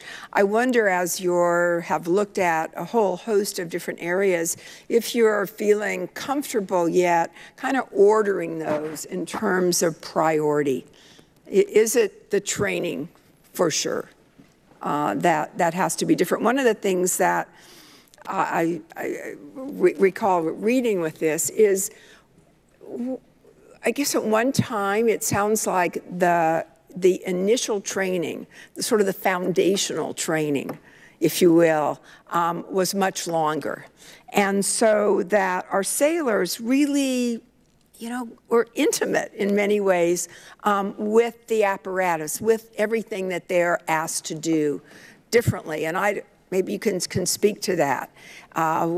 People who know how to build computers obviously can respond to the needs of a computer a lot faster than those of us who just, use it to get our job done.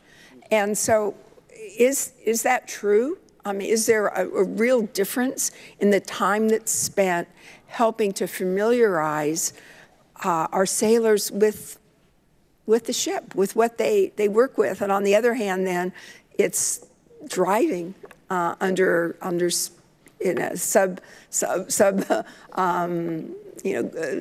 decent conditions that they also have to be aware of. Yes, ma'am. Where does that fit? As we look toward, we're continually modifying our training methodologies, new technologies we have. I'm sure you've heard since the Belial report, we had taken a lot of our initial training away for our new commissioned officers. We used to have up at Surface Warfare Officer School in Newport, very long 16-week course. Since that time, we have restored 15 of those 16 weeks in either pre-division officer training when they first graduate from the academy or ROTC or whatever, and then another 5-week period, 6-week period afterwards. So we've restored a lot of that. We've got a lot of the same PQS personnel qualification standards that we require every person on every ship to go through. I do believe that we should be open to looking at all this as part of the comprehensive review. And Admiral Davidson, as a surface warfare officer himself, certainly understands that we've focused our training a lot on ship handling. These are very powerful ships. We want to handle them close to a pier where we need to be. We put a lot of money and time into bridge resource management, that team piece, the combat team and the bridge team working together. As we go forward, we will look and say, do we need to do more of that type of training vice the individual training? I don't know the right answer just yet. I'm open to the fact that we may have it wrong. Mm-hmm. All right. Thank you. I believe my time's up. Thank you, Mr. Chairman.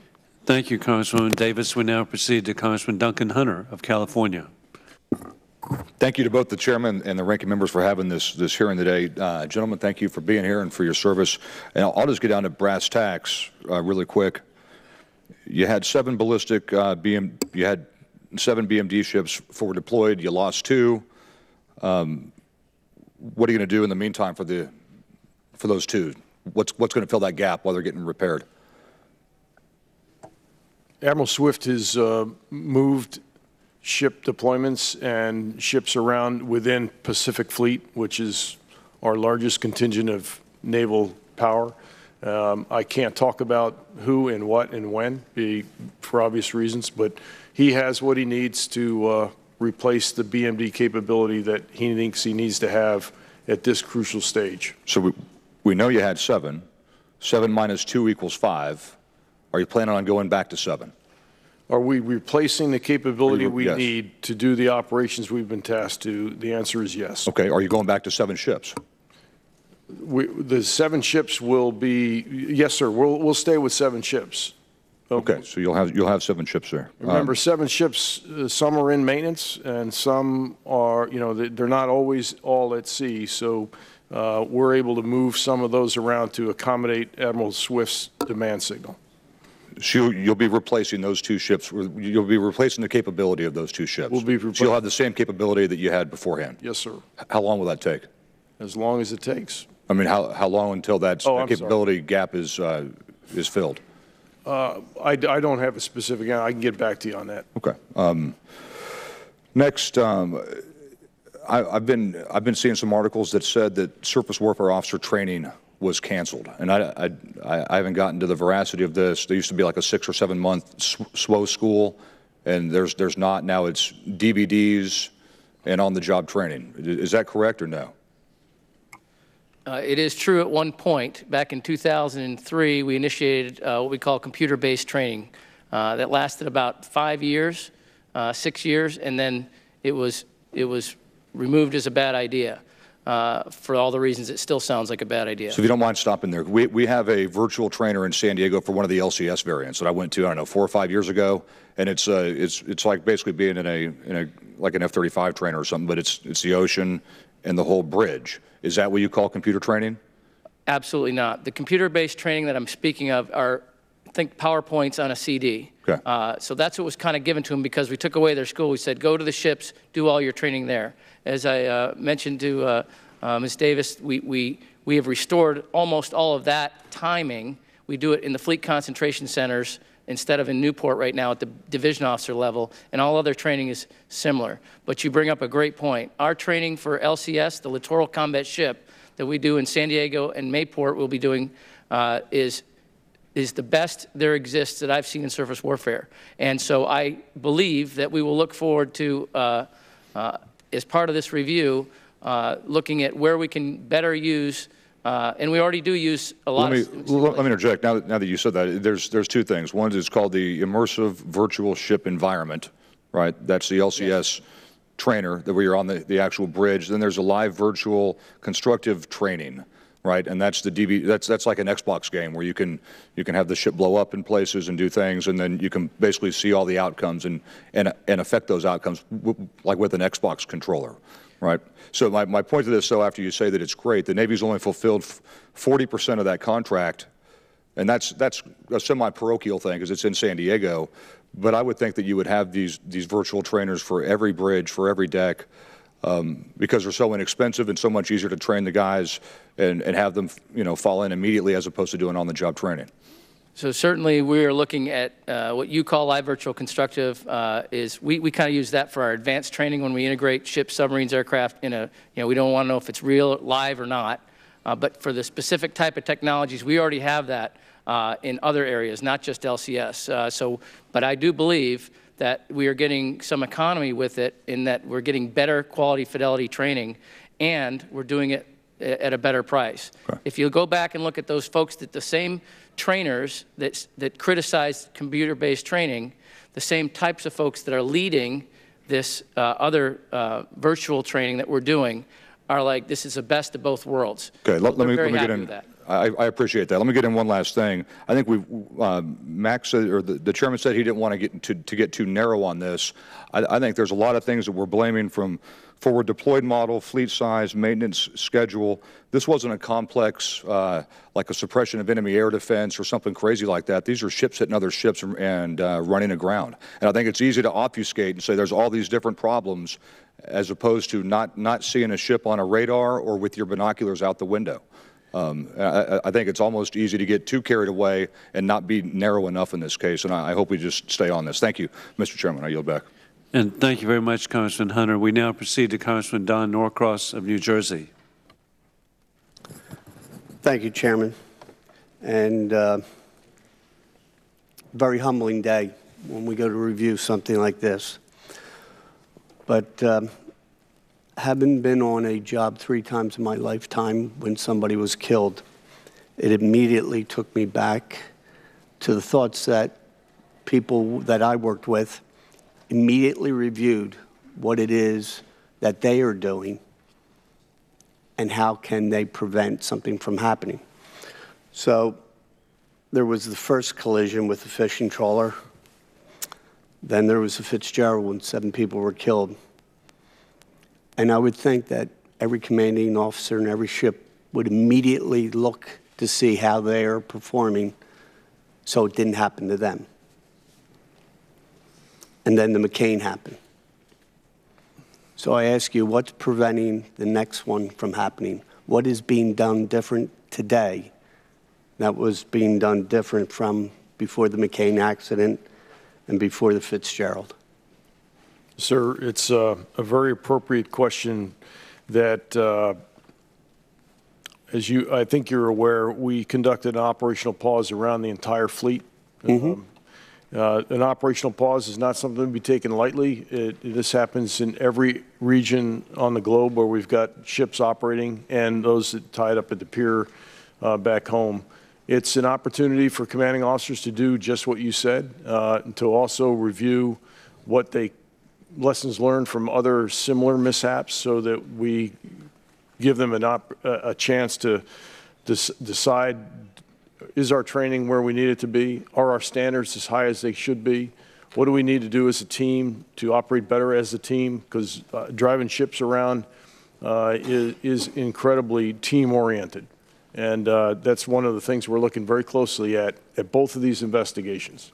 But the pause happened after the McCain, correct? Yes, it did. Why didn't that happen after the first collision, Sir, after the second collision? Sir, it should have. As individual COs on the ships, wouldn't they go through a self-evaluation almost immediately to say, what am I doing and how do I prevent before somebody has to tell me that? Absolutely.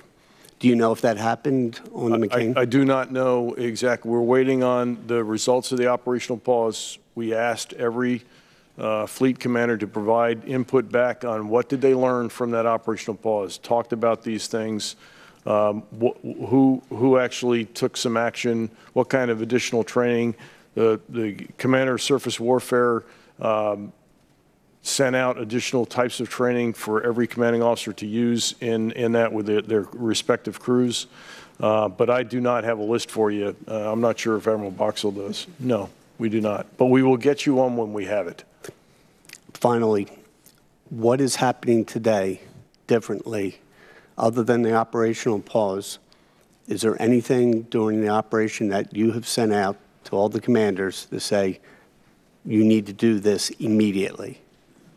Yes, sir. So Admiral Swift has already initiated several steps, several actions, to include a zero-based review of the material condition of every ship in FD&F to find out where they have issues both in the physical plant, but also perhaps with training and certification.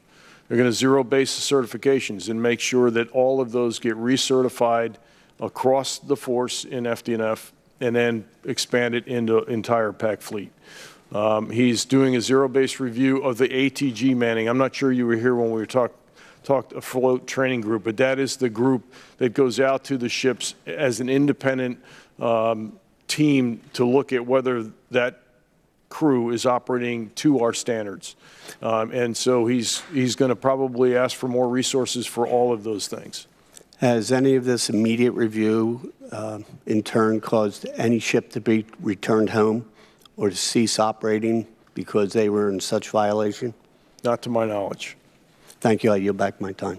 And thank you very much, Congressman Norcross. We now proceed to Congresswoman Vicki Hartzler of Missouri. Thank you, Mr. Chairman. Thank you, gentlemen. So I, like many others here, heard the news of the first accident, and I couldn't believe it. Like, how can this happen? And then to have it happen a second time, it's both disheartening and disturbing at the same time. And wanted to follow up with some of the things, line of questioning of a colleague, Mr. Norcross, in that what are we doing now? And one thing you said, I mean, we knew there was a pause, but did you say that you haven't gotten the results of the pause yet, where we had the USS Fitzgerald in June had the accident? So you haven't received that yet? The operational pause, ma'am, was taken after the McCain, not after Fitzgerald. Okay. Okay. But you haven't received those results either. I know that's just a short time. No, ma'am, not all. Okay. I want to talk about the number of hours. Mr. Pendleton, you touched on that, but how much are sailors expected to work right now? And is over 100 hours out of line for that? And how do you think the Navy should address this? Yeah, I'll defer to the admirals to talk about how much they're working now. In 2014, a Navy internal study indicated that the average sailor was working over 100 hours a week, about 108. So that meant there's 168 hours in a week. They had 100, so they were working 108 and they had 60 off. So that's about 15 and a half hours a day. The standard work week, which is founded on a 70-hour base work week, and ultimately when they add other duties is 81, is fairly grueling in and of itself. So if the Navy was to the standard that it has, it would the sailor would have 81 hours off and roughly 81 hours on and 87 off.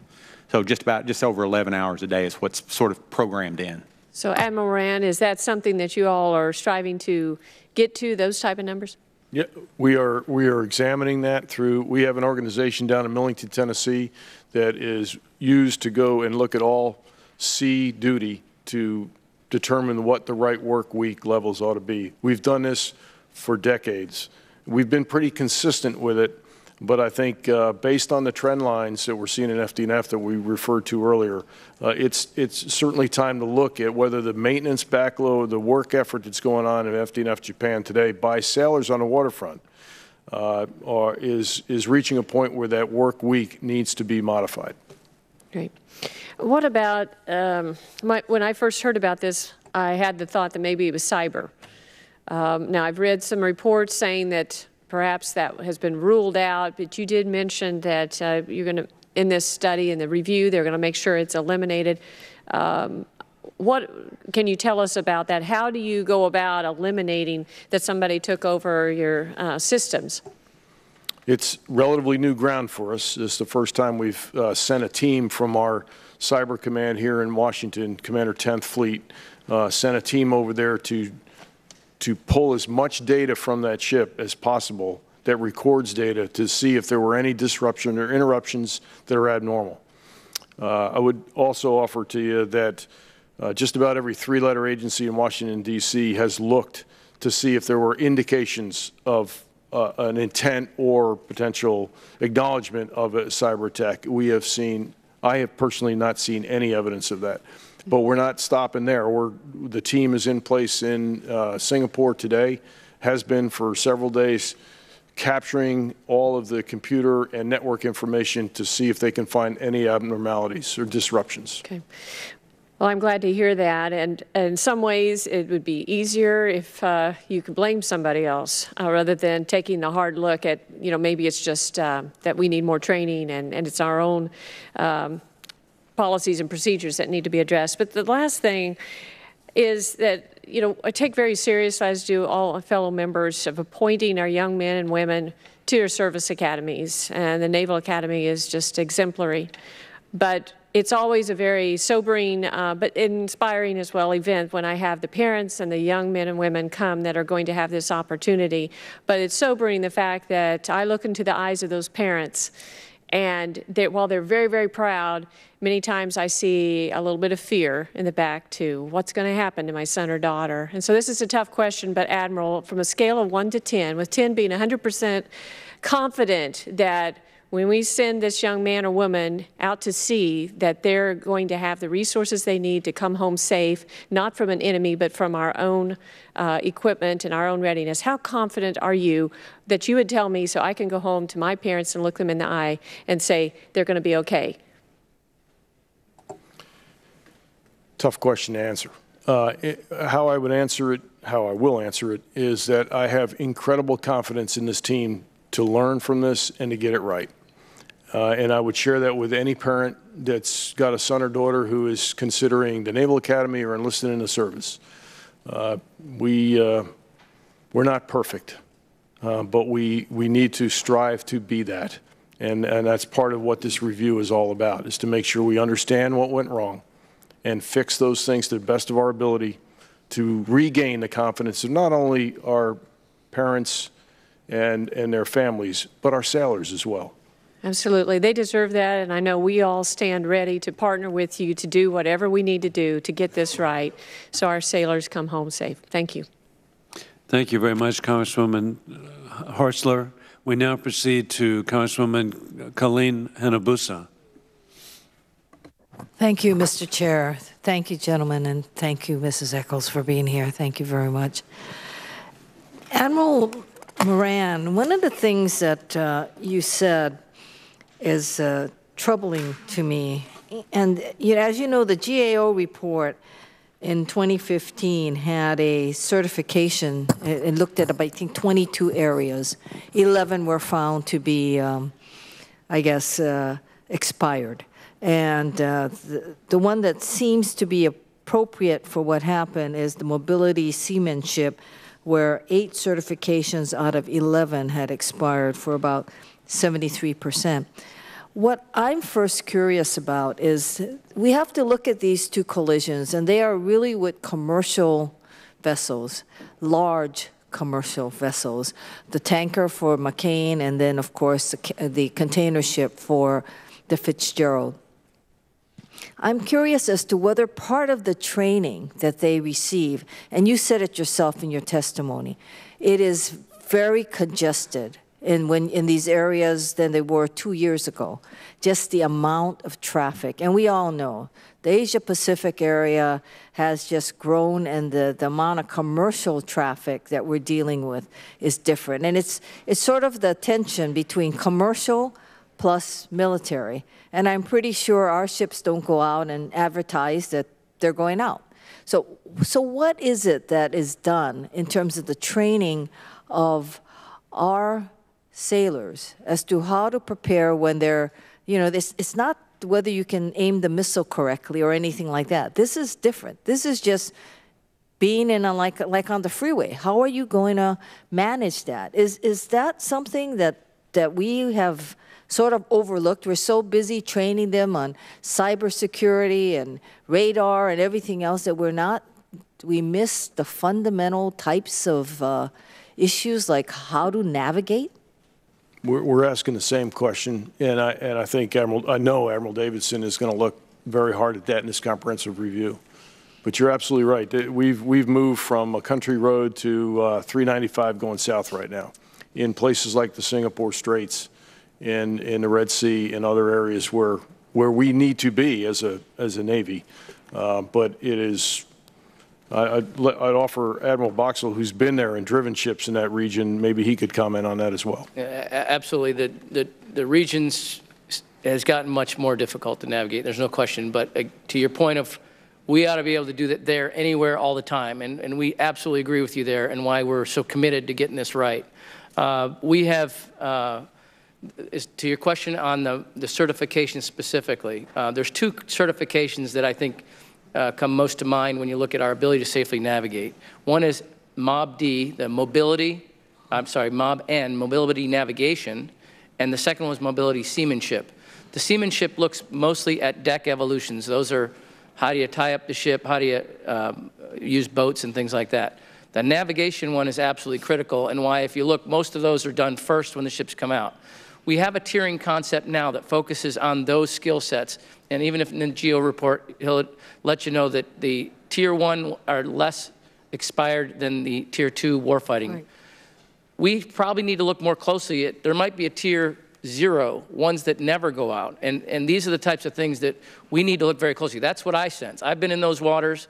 I had a carrier strike group there, but I've done it as an ensign off the Singapore Strait, and I'm shocked at the difference between those 30 years of my career. It's like 2 different worlds. So this does, we are preparing for a lot of other missions as return to sea control. But if nothing else, reminds us of our absolute imperative to get mariner skills right, we are committed 100% to doing that, and we'll do whatever it takes. And that's what Admiral Davidson will make that a fundamental part of his investigation.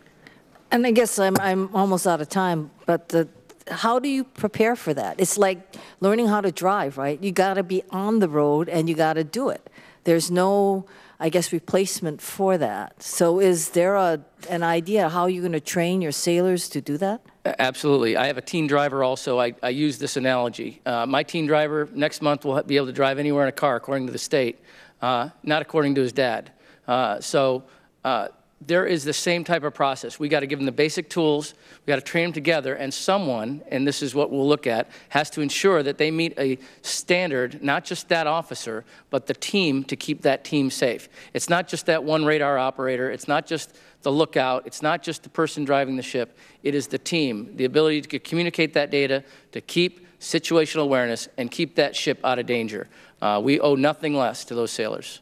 Thank you. Thank you, Mr. Chair. I yield back. And thank you, Congresswoman Hanabusa. We now proceed to Congressman Bradley Byrne of Alabama. Thank you, Mr. Chairman. Thank you, gentlemen. I was listening to you, Admiral Moran, about the difficulties presented to you when we pass a continuing resolution. Last July of this year, the House of Representatives passed an appropriations bill. Last year in the appropriations bill, we appropriated $38 billion for operation and maintenance for the Navy. The Navy requested a $7 billion increase this year. In our appropriations bill that we passed in July, we plussed it up another $500 million above your request. So the House of Representatives appropriated the money for fiscal year 18 that you need for your readiness. The response we've gotten back today from the United States Senate is a 90-day continuing resolution. Let me read from your prepared testimony and ask you to respond to that in light of your statement. Funding at prior year levels through a continuing resolution not only disrupts the gains, it begins to reverse them. Are you telling us that a continuing resolution actually reverses the gains you're attempting to make in readiness for the United States Navy? What I mean by that, Congressman, is that when we cannot put ships on contract for avails, and we were on a recovery path, right, and we no longer can stay on that recovery path, we're reverting back to a different plan, a different ramp. But that's as a result of a continuing resolution as opposed to actually appropriating. Yes, sir. Right. That's correct. So explain in a little more detail exactly how does a continuing resolution disrupt that or reverse that? What is it in your process that causes a problem with? Well, if you can't put an avail that you've told a yard that they're going to get on contract because there's the limits of our continuing resolution rules do not allow us to put those new contracts in place until we have a budget, then that yard has got to do something with its workforce. And when we do get the money and go back to contract in the next quarter, it's going to be less efficient and it's going to be far more, well, I won't use that word, but it'll be more expensive because they've had to make adjustments. They've had to move work around. They've maybe had to let people go in and hire them back. So those are some of the impacts in disrupting the yards that are trying their hardest to help the Navy get better in terms of eating away at that mountain of backlog maintenance that we all know is out there. And they've done a terrific job over the last year. And thanks to Congress's support in the RAA in 17, we were able to put $1.6 billion immediately on contract to bring avails back into 17, which we were planning now to have to defer into 18, only to have them deferred again. So that's the disruption I'm talking about. Ron, if you wanted to add anything to that? No, sir. He's the guy that pays the money when you appropriate it, so well, it's important. We appreciate what you both do. Let me go back to the administration's request for fiscal year 18. The administration requested the construction of 9 new ships for fiscal year 18. In the House passed NDAA we passed earlier this summer, we authorized the construction, and our appropriations bill followed this, for the construction of 13 ships. So I think, listening to your prior answers to Mr. Whitman's questions, I think you would agree with me, it's better for us to be finding the extra money to buy those extra ships than to stick with what the original request was. I think you'd agree with that. I would agree we need a larger Navy. Yes, sir. But to get there, we have to spend more money. Yes, sir, because the trade-offs we're having to make, I think, are pretty apparent. And most of those trade-offs involve readiness, training, and manpower. When you buy ships or you prioritize ships, those are the trade-offs you got to make inside a limited control on your top line. Well, Admiral, there was a lot of talk about what's your responsibility in all of this. Congress bears a responsibility in all of this. If these accidents tell us anything, it's that we can't wait to build up our fleet. We need to start now. And so I was proud to vote for that appropriations bill and our authorization bill earlier this year. I'm disappointed that the Senate has chosen to send us a continuing resolution instead of making an appropriations bill. But I believe you can count on the members of this committee continuing to do everything we can to provide you with what you need, not only to defend America, but to keep our sailors safe in doing so. I thank you, Mr. Chairman. I yield back. And thank you very much, Congressman Byrne. We now proceed to Congressman Anthony Brown of Maryland. Thank you, Mr. Chairman. I too believe that Congress has a responsibility to fully resource our armed services. In fact, I'll go so far as adopt and associate myself with General Milley's comments, and I paraphrase that continuing resolutions, and I'll add sequestration, is comparable to legislative malpractice. But also, Admiral Moran, I want to thank you for acknowledging, and Mr. Courtney pointed it out, and I'm reading from your statement, this is not about resourcing, it is about safety, and it is about leadership at sea. Something is wrong. In a few months, 2 cruisers, 2 destroyers, 17 lives. I represent the 4th Congressional District in Maryland. 3 of those 17 young men were Marylanders. Alex Martin, Kevin Bushel, and Timothy Eccles, whose mother was here today. Something is definitely wrong. In my 9 months as a member of the House Armed Services Committee, I think I've lost count at the number of times that senior leaders from all services have come to this committee and said that we are ready to fight tonight. I don't think that these collisions are consistent with that claim. And regardless of the op-tempo or the resource constraints, whether you have a 250 or 350 ship fleet, whether the defense budget is $550 or $650 billion, we all have a responsibility. And yours is to manage those resources in a way where readiness is not exclusive or mutually exclusive with safety. I thank you for your leadership, and I understand and I acknowledge that you get that. So here's my question, and it's been touched on earlier. Admiral Moran, in your written testimony, you identified cybersecurity afloat and ashore as a significant readiness shortfall that was helped by the fiscal year 17 additional appropriation. So that's good. You've identified as a shortfall. You came to Congress, and Congress helped. Can you elaborate on the progress that the Navy has made to improve cybersecurity on our forward deployed naval forces? And are the forward deployed naval force cruisers and destroyers and their control systems currently equipped to defeat cyber threats? Congressman, I would appreciate an opportunity to come and bring that to you in a more classified setting. It deserves that kind of detail. Otherwise, I'm just going to gloss over it here, and it won't be satisfying. No, and I appreciate that, and I would hope that through committee staff and my personal staff that we can do that. Because, look, I was on the USS Nimitz 4 or 5 months ago. I went to the Command Information Center. I visited the bridge. There's a lot of floating technology. There's a lot of networking, ship to ship, ship to air, ship to shore. it's not a floating city, it's a floating state. Tremendous technological assets. And the first thing that came to my mind when I read about the first incident of two large vessels colliding with one another is, how does that happen? And I think as my colleague from California said, you know, sure, we talked about certification and training and maintenance, but we're talking about men and women on a bridge with equipment and technology to sea on the open seas. How does that happen?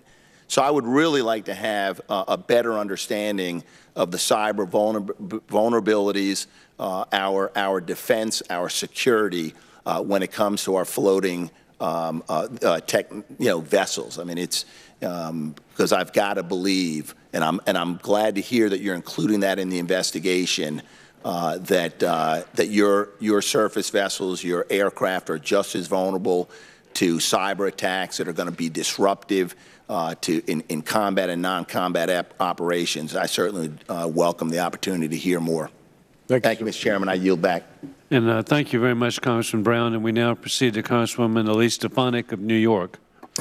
I want to associate thank you, Mr. Chairman. I want to associate my questions with a follow-up to my colleague, Mr. Brown. I, too, think it's incredibly important that we receive a briefing in a classified setting regarding the cyber threats to our naval ships. But I want to ask you specifically, you mentioned that we are integrating cyber and network vulnerabilities as part of our ongoing investigation. How is that happening specifically, even if it is just to rule out cyber as a potential cause? Specifically, Vice Admiral Gilday at 10th Fleet is our Fleet Cyber Command. He has a team that he's formed that will go. They're a team of experts. I mean, very, very talented young men and women that are in place and will use their knowledge of how they would attack to determine whether we've been attacked. And they'll know where to go look. This is the first time we've done this. And we're not stopping this is to try to institutionalize doing cyber as part of any mishap, aviation, submarine, you name it. We need to go look at it as an order of business and not hand wave it to it's cyber. Yes, so that's where we're headed. I agree with that, and that leads to my next question. You mentioned that you're institutionalizing this process. This is the first time that cyber has been integrated. Is that service-wide? Is that going to be a part of any future investigation? Yes, absolutely. Can you describe other activities the Navy is institutionalizing, like Task Force Cyber Awakening and Cyber Safe, to up our game when it comes to protecting our critical tactical platforms from cyber threats? I'm sorry, could you repeat the question? Sure. What other activities is the Navy institutionalizing, such as Task Force Cyber Awakening and Cyber Safe, to increase our cybersecurity when it comes to protecting our tactical platforms? Yes, great question. So those efforts weren't started and completed. We continue to work through several of the discoveries during Task Force Cyber Awakening, as an example. One of the journeys that we're on right now that our CNO, John Richardson, has really brought forward is this notion of understanding all of the digital connections that are resident within every system we have out there today. And they're not connected as well, and we are not able to operate them as effectively as we should.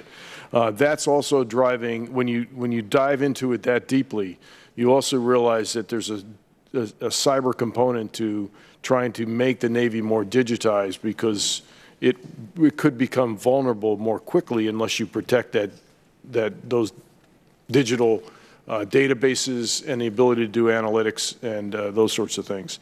So again, when we come over to brief you on the classified level, we will show you what we did with the money that Congress gave us at the end of this year in fiscal year 17, where we applied it, to what defensive systems and protections that we needed to do. And in some cases, it's fundamentally basic things like shifting to the new Windows across the board, where we're getting commercial protection that comes with that product, as opposed to living off of older Windows versions on older gear that are very vulnerable without that protection. Sure. Just to use that example, there is a sense of urgency to this. Technology is changing. if an example is making sure that you have the updated version of Windows, we need to do better in terms of addressing this. And the Department of Defense has mandated that across the services. So all of us are responding to this. We have a deadline. It's coming up, and we're all, I can only speak for the Navy, but we are on track to meet that deadline on things as basic as what you just described. Thank you very much, Admiral Moran, and I yield back. Thank you. Thank you very much, Congresswoman Stefanik. We now proceed to Congressman John Garamendi of California. Thank you, Mr. Chairman, and I want to thank my colleagues for delving into this issue of cybersecurity. Admirals, and we thank you for all of your service and for being on top of this. The loss of life is of great concern to all of us, and our hearts go out to all the families.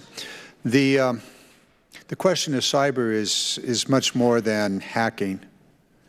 The single point of failure of most everything is GPS. I assume you'll be looking at the downgrading of GPS that can occur rather easily, particularly in those areas where there happen to be other folks around. So I'd like to have that as part of that review. Also, the electronic equipment, not specifically with regard to hacking or cyber, but rather its validation that it's actually working as it is supposed to. The navigation equipment, all of the radar and so on. I assume that the review will be in that area as well as the cyber area. Is that correct? Yes, sir, that is correct. Okay. And I would suggest that the companies that built that equipment not be the ones responsible for certifying that it's actually working. Might think about that. Also, the commanders, the commanding officers of the ship, how often are they moved from one ship to another? What is the length of time that they spend on any one ship? As a commanding officer? Yeah, the top 3 officers. Okay, top 3 officers. So the executive officer on the destroyers, right now we're on a model that has the executive officer fleeting up to be the commanding officer, which gives, and the intent was to build continuity to ensure that there's a clean turnover. So that's about that tour is about 18 months. There's a short break in the middle to kind of get them a little bit of head clearing, and then they go back to the same. On the same ship or to a new ship? On the same ship. And the commanding officer? The commanding officer will, after they leave, will go ashore usually or to another at-sea job, and then they'll be up for a major command job on a cruiser, for example, or a big deck amphib or a major command level ship. I have a general concern about the way in which the military moves people from one job to another within very, very short periods of time. The concern is that it was the previous guy that's responsible and left the problem, and it's not really solved. I've seen this in other areas. I'd like to have a fuller discussion about whether that cycle is too fast and nobody is around long enough. I'm pleased to hear that the executive officer stays with the ship or yes, not. Sir. Yeah, the executive officer usually stays with the same ship. Sometimes there's an anomaly, but for the most part. But we're looking at the whole training model, not just the commanding officer level, but also at the division officer level. We do rotate ships. There's advantages to doing it in that you get different perspectives. There's also disadvantages in that you lose continuity on that ship. This is something that Admiral Davidson, we believe, will address as he looks at the training paths of those that ultimately command those ships. Command of those ships is critical, and obviously we want to make sure that they have the most qualifications they can have. When the final reports come back, I assume we will have another hearing on the final reports, and that'll be informative. My final question really goes to a piece of testimony earlier having to do with virtual training facilities.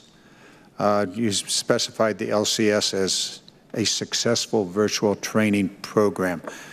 I assume that's a bridge that's virtual. Could you go into that for the next minute and talk a little more about that and how that might be expanded if, in fact, it's as good as you say it was? Well, again, we're looking at the feedback from people using it and then from the fleet. So again, this is not all done virtually. We still do real live, just similar to how a pilot will get simulator time and then they'll get, what's different is that we can create a virtual environment We don't have to have the level of feel and touch that an aviation helicopter or fixed-wing aircraft will have to use. So this technology is out there. The sailors are comfortable with it. They understand it. And perhaps we can use that to continue to improve these skills where we may not have the dedicated at-sea time to do so while the force is working very hard to meet its commitments. Those virtual experiences have proven to be very successful in the airframe operations. And further discussion on that would be useful, and your report, I suppose, will deal with that as a potential training asset. With that, I yield back. Thank you, Mr. Chairman. Thank you, Congressman Garamendi. We now proceed to Congressman Mike Gallagher of Wisconsin. Thank you, Mr. Chairman.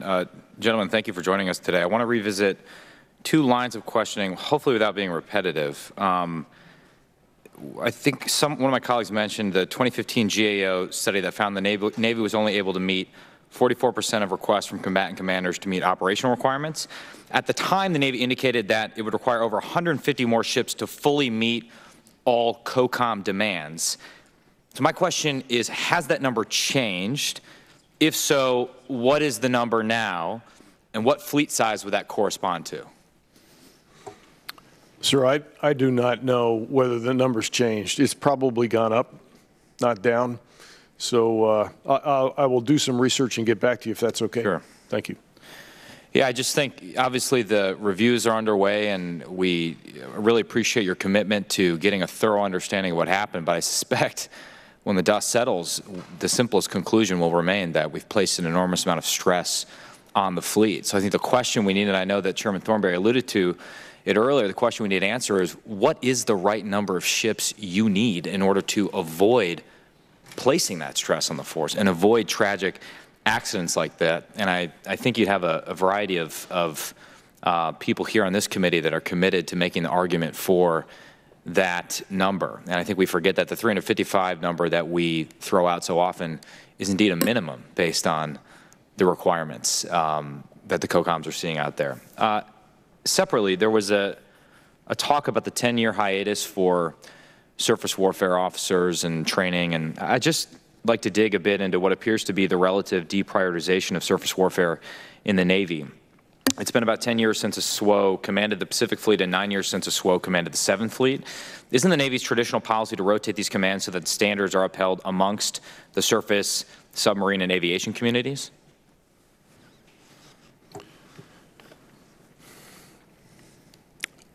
At this level, at the 3- and 4-star level, we pay less attention to what community device and what community you're from than we do at experience level, judgment, and you know, in very simple terms, best athletes for the job. Mm-hmm. It is, of course, would be ideal if we had an even spread all the time, but that often gets disrupted by some of the other issues we've been dealing with here for the last several years that I think you've read about that have put a real squeeze on the talent level that's available because of ongoing investigations. So hopefully that ends here real soon and we'll be back to more of a steady state. Sure.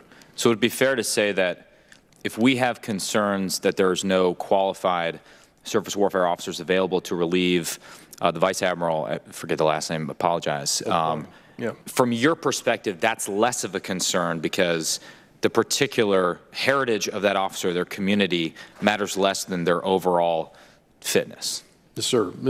Admiral Sawyer, who we put in to 7th Fleet, he was already designated to go there. This clearly near the end of his predecessor's tour, so he was already confirmed by the Senate. But here's an officer, as a submarine officer, that operated extensively in 7th Fleet as not only a commander, but as a junior flag officer, but also as the deputy fleet commander in PAC Fleet. So enormous experience and credibility in that region. So it was, I mean, we looked at that much more than we did at the fact that he was a submariner. Is it not true, though, that if you look at more broadly at Navy leadership from a historical perspective, there is a relative dearth of surface warfare officers at present at the highest levels of service? Well, we have Admiral Davidson and Admiral Howard as 2 4-stars leading our Navy in critical places around the force. We have 3 stars in very important places throughout the Navy. So I wouldn't call it a dearth, Congressman, but I would call it maybe less than our average for this point in time. Got it. And finally, I just would like to echo what my colleague from Alabama said about our responsibilities here in Congress to provide you with the funds that you need in order to do your job. And, you know, in light of the job that we're asking your sailors to do every single day, and, you know, a lot of this goes unnoticed, right? Because, you know, the majority of what you do in uniform is actually not high-end combat. It's waging peace. I just really feel that we need to step up to the plate and do a better job here in Congress to end defense sequester and begin the process of rebuilding the Navy. So thank you, gentlemen, for being here today. This is important. Yeah. I yield. Congressman, if I could just, for the record, Admiral Kurt Tidd, a surface warfare, is Commander Southcom, a combatant commander as well. So, sure. Thank you. Thank you very much, Congressman Gallagher. We now proceed to Congressman James Langevin of Rhode Island. And thank you, Mr. Chairman. And gentlemen, I want to thank you for your testimony today. The incidents involving the USS Fitzgerald and the McCain were tragic events, and I wish we had never gotten to this point. My thoughts and prayers are with the families of those who were lost and those who are injured, and we're all anxious to get to the bottom of what happened. But this appears to be a symptom of a larger problem. I know we've touched this in many different capacities here today, but the U.S. Navy has, in my understanding of all of this, has moved training out of the schoolhouses and instead embraced an on-the-job training model, which has left sailors to really operate with little sleep and without a singular focus on learning. So, in an attempt to meet a high op-tempo demanded by the Navy, which only continues to increase, we've made structural choices that have left us with insufficient shoreside training infrastructure, and really hindering our ability to keep our sailors safe, in my view. Would you agree with this assessment, and how do you believe we can reinvigorate training initiatives to make sure that any incidents such as these are not of our own making? And I guess...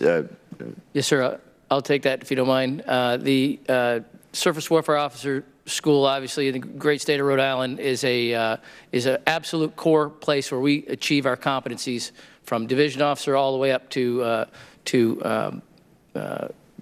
major command and further.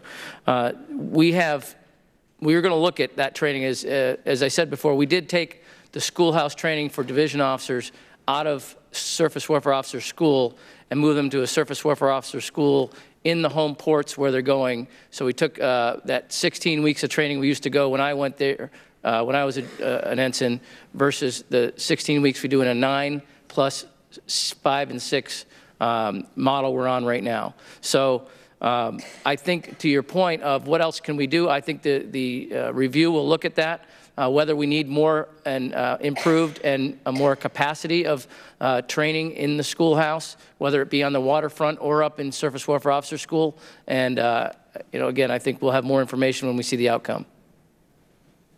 Thank you. Mr. Pendleton, do you have anything to add? Not really, sir. That's not something we looked at specifically, the schoolhouse training. What we pointed out was with respect to the forward deployed naval forces, is they were just so busy that they didn't have dedicated training time. So most folks arrived. We heard when we went on ships and did focus groups that the fact that sailors would arrive green and untrained put a burden on the sailors that were already there, and we heard that consistently. Thank you. Admiral Moran and Admiral Boxall, I also fear that the current op-tempo is not sustainable, but that we seek to sustain it to the detriment of training and certification requirements. Now, recent reports indicate a large margin of separation when it comes to training and certifications between U.S.-based cruisers and destroyers versus forward-deployed naval forces. So were there any indications or warnings that the forward-deployed naval forces op-tempo was leading to a train on the margins scenario and not meeting qualifications or certification standards for key surface warfare systems? Sir, it's a great question and one that Admiral Davidson will absolutely look at in his comprehensive review. What did we miss?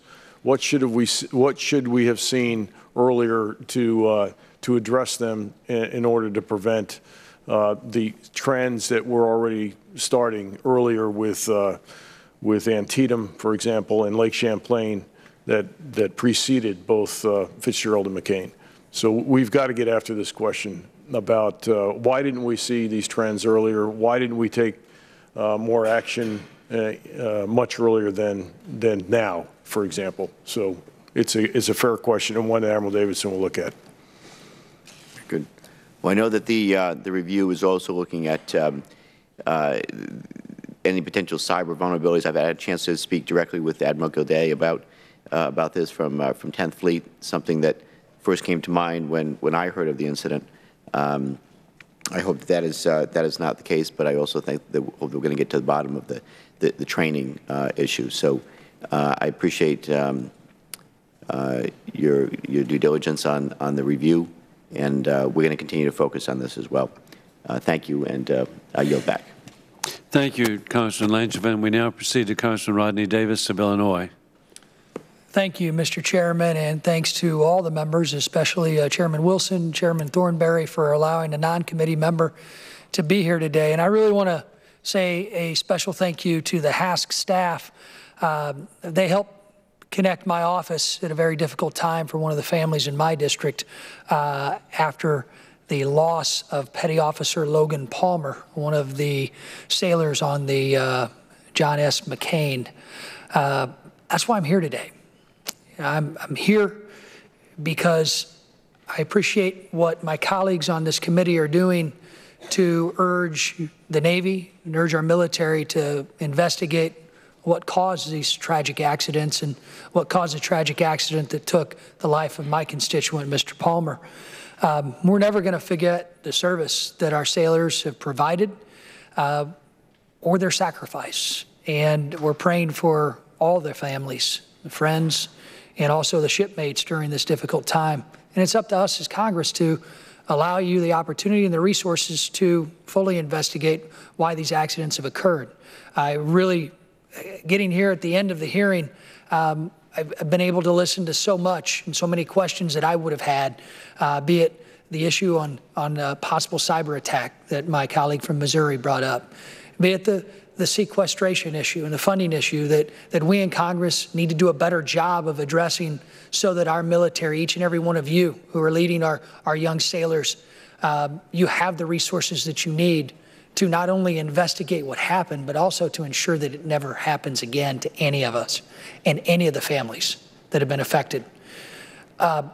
So we want to provide you those resources, and we want to do a better job on our end. But throughout this process, which was a first for me to be so engaged with a family who lost one of our heroes, and I want to ask you about what maybe you can do as a military to do a better job of serving those families during these difficult times. I didn't have the best experience working with the Navy, and again, very appreciative of the HASC staff for their intervention.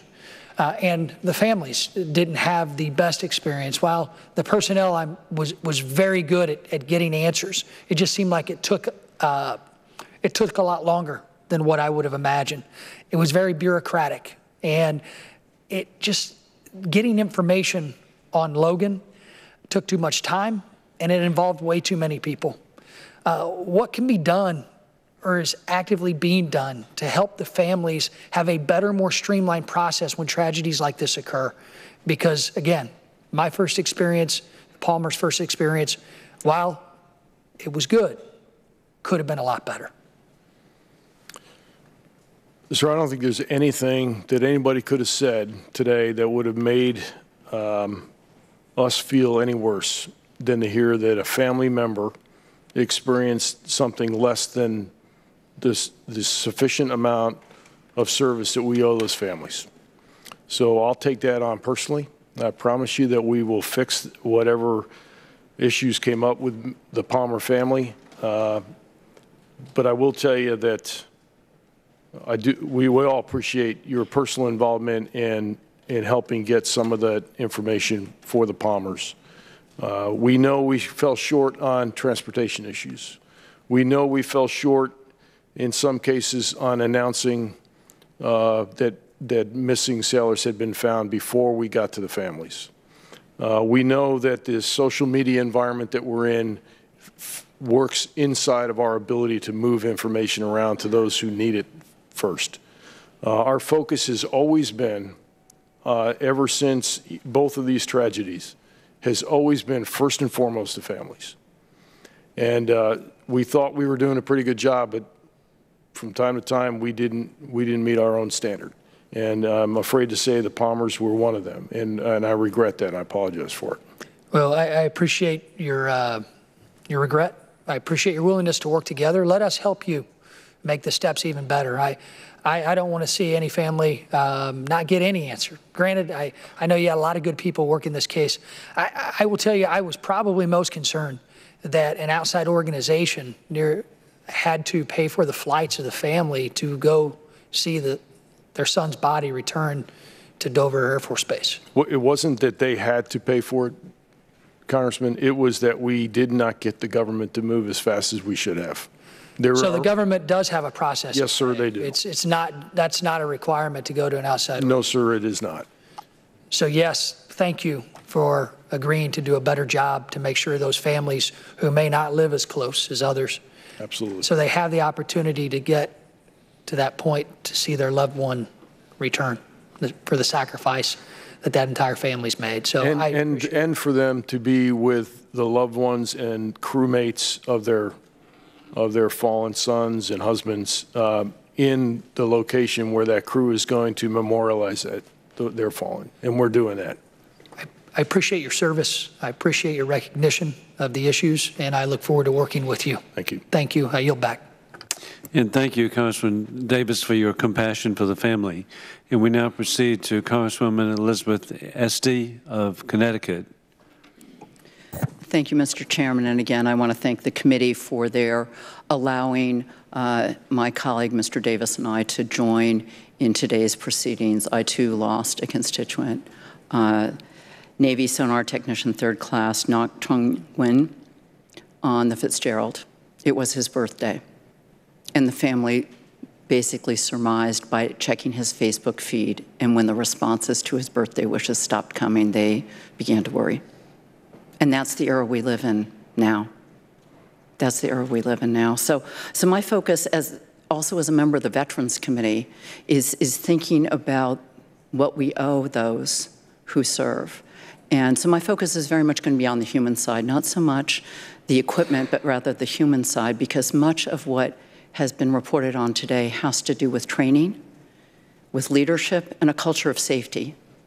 And I say this as a daughter of a Navy man who insisted on great discipline in our household, and it does make me think about what we can do better, as so many of my colleagues have said, that we owe it as members of Congress to provide you with those resources.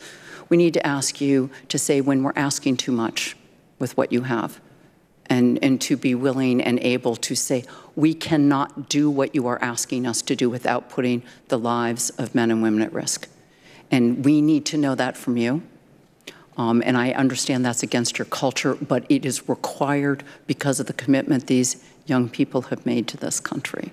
So that is unfair that we put you in that position, and sequester and continuing resolutions has made that worse. But it makes it all the more important that you stand up for them and for this country and for their safety. So that's one. I look at the safety culture and think about the importance of leadership from the top. These incidents, I note, seem to have occurred in the wee hours of the morning. I wonder if that's an over-reliance on equipment and technology with very young sailors who may be concerned about and not have the experience with how heavy the shipping lanes are.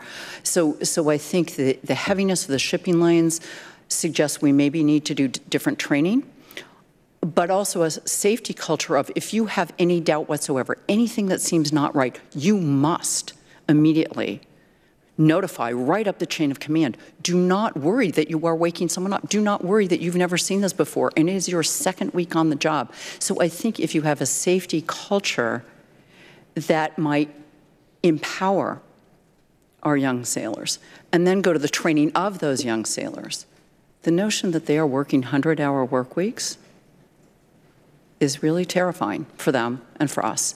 And it makes me think about what happened in medicine when we looked at the death rates with new interns who are working in hospitals and working very long shifts. It got so bad that states began to pass laws prohibiting longer work weeks. So again, I think that's something you need to look at, the capacity of people to operate under pressure with those kinds of hours. It's simply unfair to them, it's unsafe, and it's wrong. And we need to do our job with providing you the resources. But again, we can learn from other areas like medicine, where again, you're talking about young people who are working very long hours and being given enormous responsibility. So I hope we can learn from the checklist manifesto and other areas which could help save lives here. So those were really kind of my thoughts about what we can do, but also what we may all collectively need to do to protect the lives of these young people. And I think about this as the aunt of a nephew who's training to be a SEAL and is in process of that right now, of the young men and women who come to us, who we are honored, as colleagues have mentioned, to nominate to the academies, who hope to make their way to the ranks of commanding officers. And we owe it to all of them to do a better job. So I hope you heard from all of us. We're not looking to assign blame, but we are looking to correct this as rapidly as possible. And then to be honest with the American public about what those demands are and what resources are necessary to meet them. So again, I want to thank you for your service, but it is urgent that we address this immediately, and we owe it to the families who are here today, the families who are unable to join, and the traumatized shipmates of those, and those who went back into those ships to try to retrieve their friends and their comrades. So again, thank you very much, and again, many thanks to the House Committee for their hard work and assisting those of us who are not on the committee in trying to do our jobs for our constituents. Thank you, and I yield back. And Congresswoman Esty, thank you very much for your positive comments and input today. Two brief questions from me, and then we'll proceed to my other colleagues here, and then we'll be concluding. But Mr. Pendleton, how do you believe that you'll be able to determine when the services are achieving readiness recovery? Mr. Chairman, we're doing a broader body of work, essentially monitoring the readiness recovery efforts. We made a series of recommendations in September of last year, basically saying that the Department of Defense needed a readiness rebuilding plan that matched the priority it was claiming that it had, that said what the goals were and when they would be achieved and what it would take in terms of money and time, and that there needed to be agreement on it from the top. Because what we saw when we looked at it in depth was all the services were pursuing individual plans in zeal, but not necessarily being pulled together in a department-wide plan. So what we're looking for is it clear what the goals are and how are we doing against those goals. In the case of the Navy, Admiral Moran mentioned it, they had a glide path that got them to close to where they wanted to be at some point in the future that was classified. And our concern was the glide path didn't necessarily constitute exact goals. So he mentioned earlier, this is going to knock them off the glide path. So being able to articulate the impacts of the decisions that you make, if you continue with demands and that kind of thing, that's the way we're going to look at it, sir. Well, again, thank you. And I just have to reiterate again how professional and independent your reports have been and so helpful for members of Congress and our military. And speaking of a plan, Admiral Moran, do you believe that we have an effective plan for readiness recovery to erase the maintenance backlogs, to restore the manning shortfalls, to allow the Navy to meet the critical operational requirements, again, without risking the lives of our sailors? We do have a plan. We think it's an appropriate plan for recovering all the areas you just talked about, buying down the maintenance backlog, getting our manpower in the right place. We must have some stability in the budget so that we can follow through on those plans. If we're constantly changing it year after year, quarter to quarter, it makes it difficult to assess our baseline. So I think we have a much better understanding of what it's going to take to recover in CONUS than clearly we understand what it's going to take to recover in FDNF, and that's what we have to get after. And with the accidents, is the technology available to maintain and determine the perimeter of vessels so this won't happen again? We have a lot of systems that do it. Contribute to the information that's available to the team on the bridge in CIC and elsewhere. What we have to do is really examine, and Admiral Boxall's talked about this, the integration of those systems, and do we have all of that information being provided to multiple sets of eyes on that bridge at any given time. Well, that's so important for Navy and military families. Chairman Rob Whitman. Thank you, Mr. Chairman. Admiral Boxall, I want to go back to you and get some definition about time versus resources. The Navy asked for $1 billion to be reprogrammed into maintenance and modernization accounts, and now says that in 2018 those accounts will be fully funded.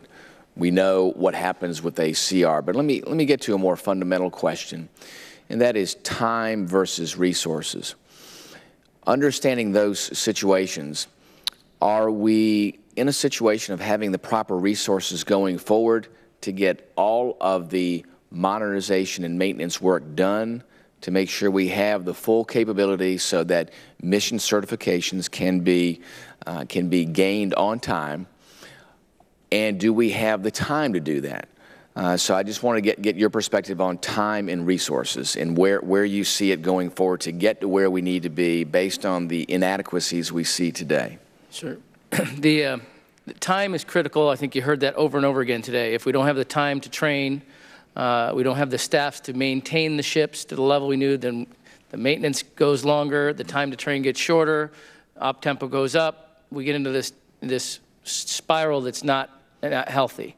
Having said all that, we also need to maintain a good path. I mean, those yard periods are for a reason. We are restoring that readiness. We've put a lot of capacity in there because we're trying to restore that readiness.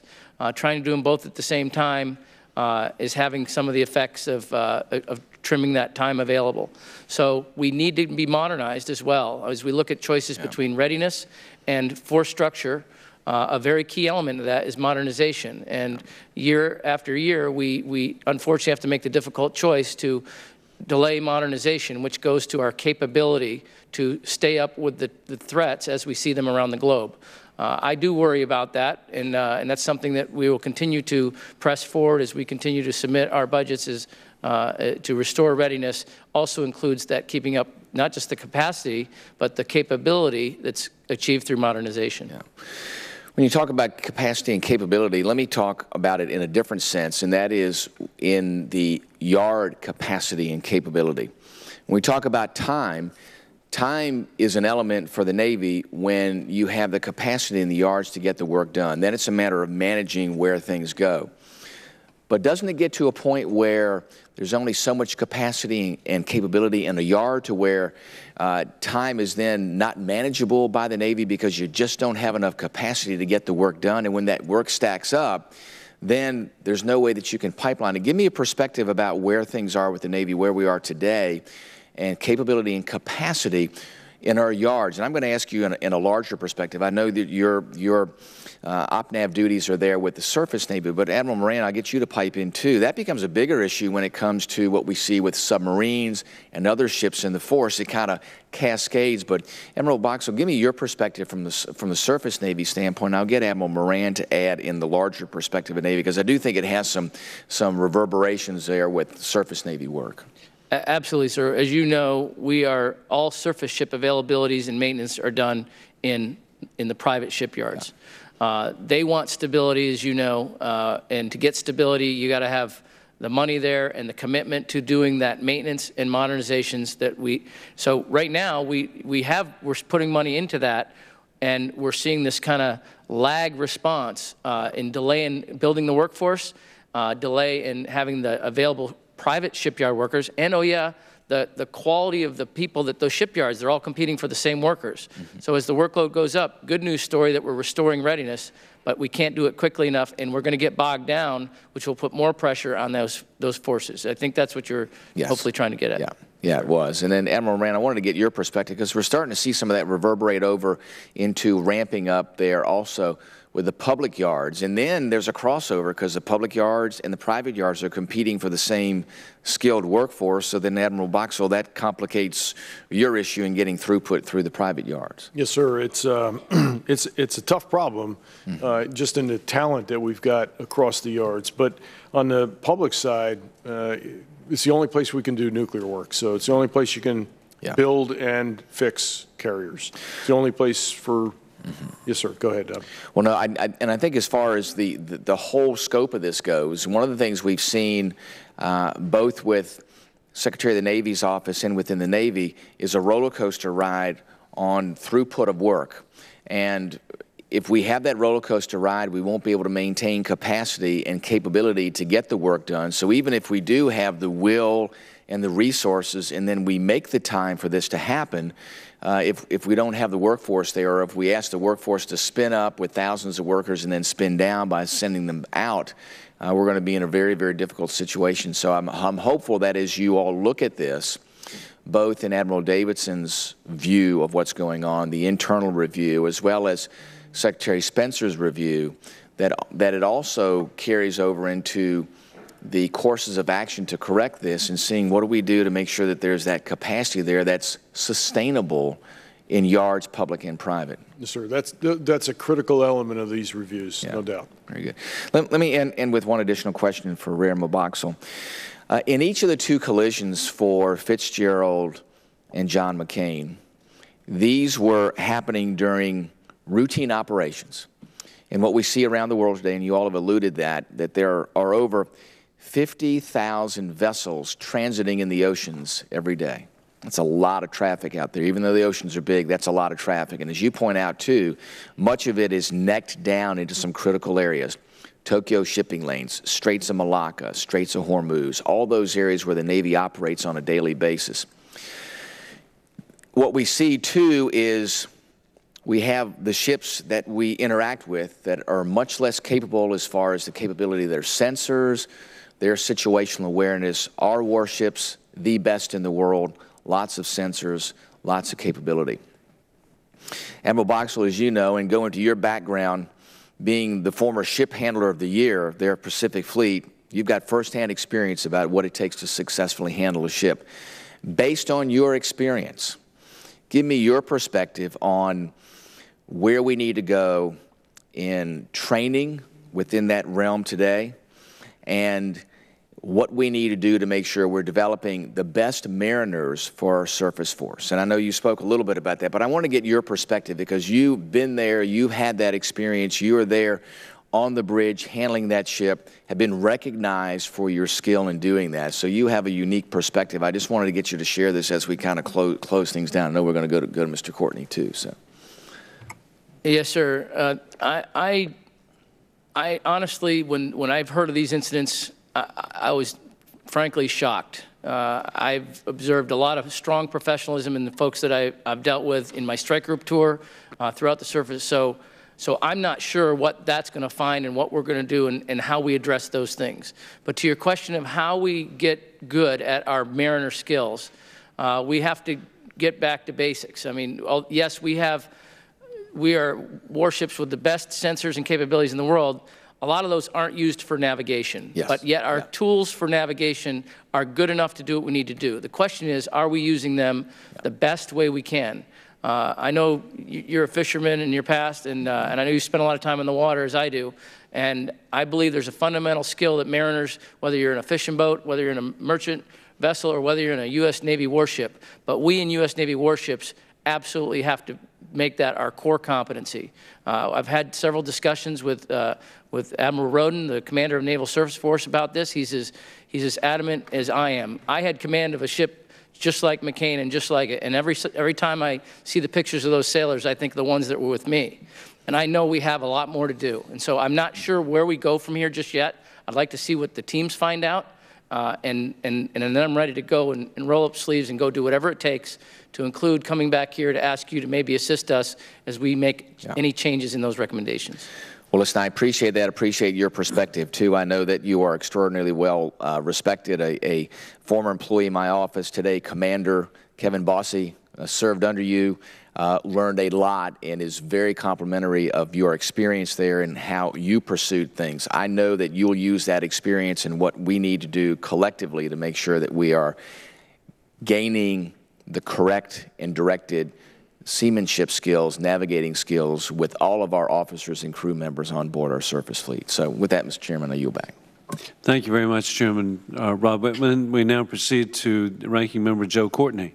Thank you, Mr. Chairman. Again, I want to thank all the witnesses for your outstanding testimony here today.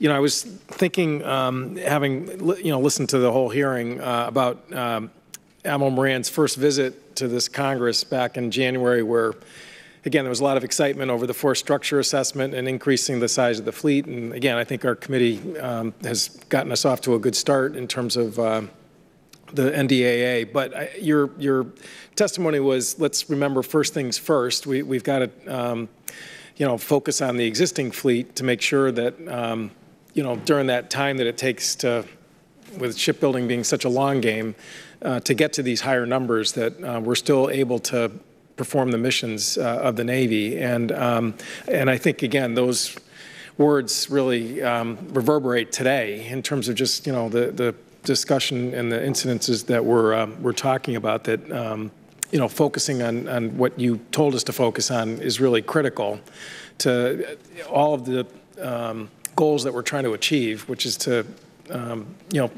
do what the Navy does in terms of its missions, but also making sure that it gets done safely. And I guess, Mr. Wilson asked the question about how do we get to that level of adequate readiness, and your comment about the fact that, the forward deployed forces is still really the tough one here in terms of just how do we, achieve that. I think you said you had a pretty good vision, or the Navy has a pretty good vision about how to do it with the ships that are based in the U.S.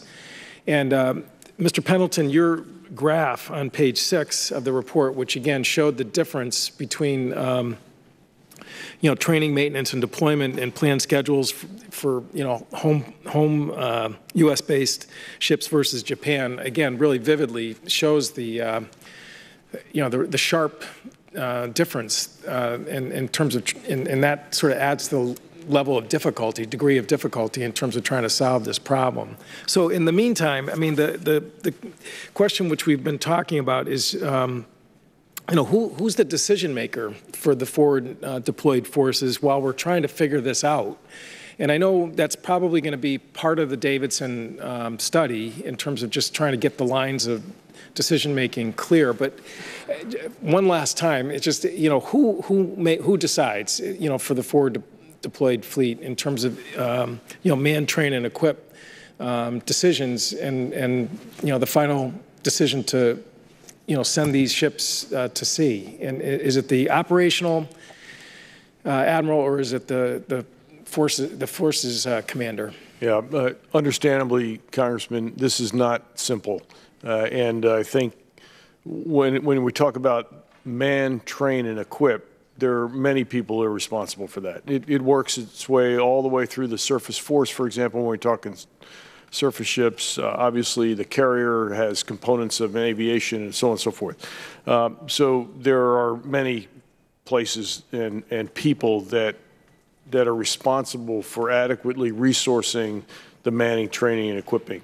The operational tempo, the operations, and how often those ships and what types of missions are going on, and how to prioritize the training that they do get or that they're required to get for those missions is clearly the local operational commanders in Japan. The model, though, the model that you reflect here on page 6 is a big Navy discussion. So the CNO and I and the 4-star fleet commanders have got to look at what Admiral Davidson's review finds. Is the model out of alignment for what we've asked them to do? And going forward, do we need to make adjustments? That'll be Title 10, ESH-1, if you will, responsibility to make those course corrections based on the recommendations.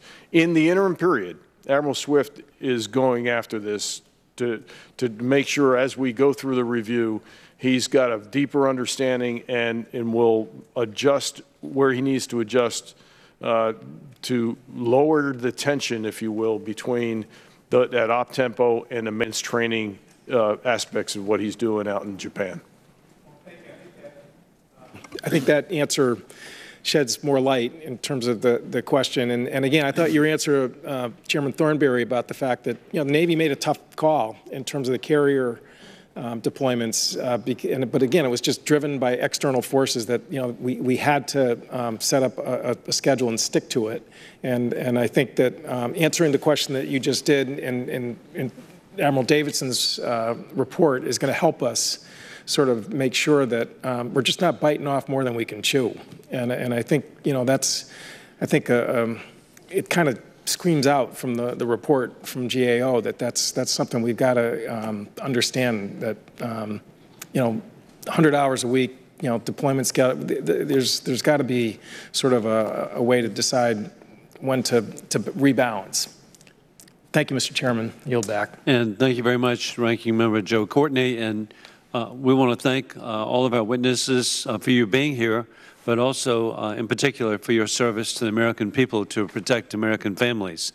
Also, it's an opportunity for us to thank the professional staff who have been here and have been so helpful. The Armed Services Committee is just blessed with remarkable people, and we're particularly blessed with Margaret Dean, because not only is she a professional staff member, but she is a very appreciated member of the Navy Reserve. So at this time, we shall adjourn. Thank you, sir. No.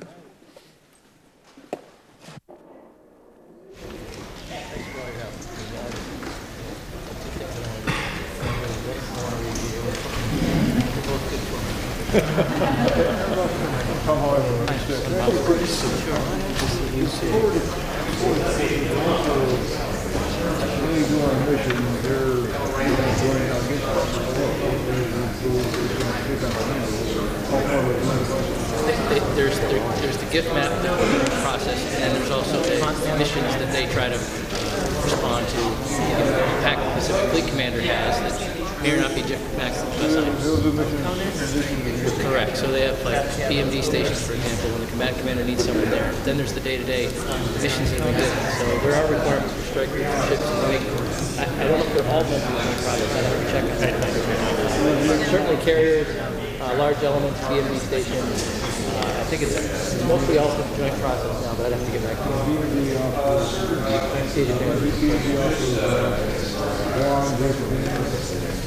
Again, whether we have the force to do or not, I think when we have a potential for North Korea, I think well, okay. Hey, Ron, how are you? Thank you.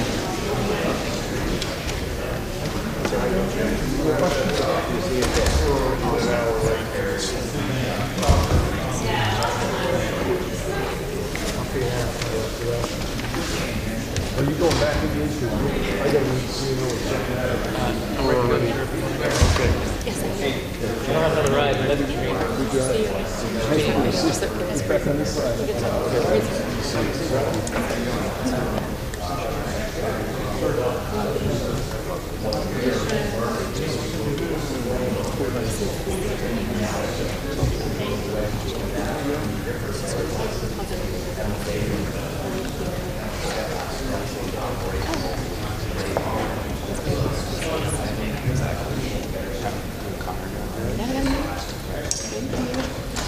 We just walk back to you.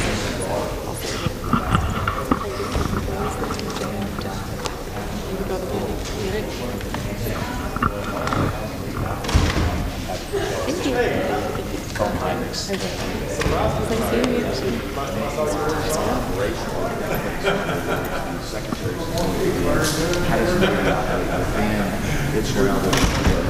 then what is the Navy having to deal with not just co-pilots, what's happening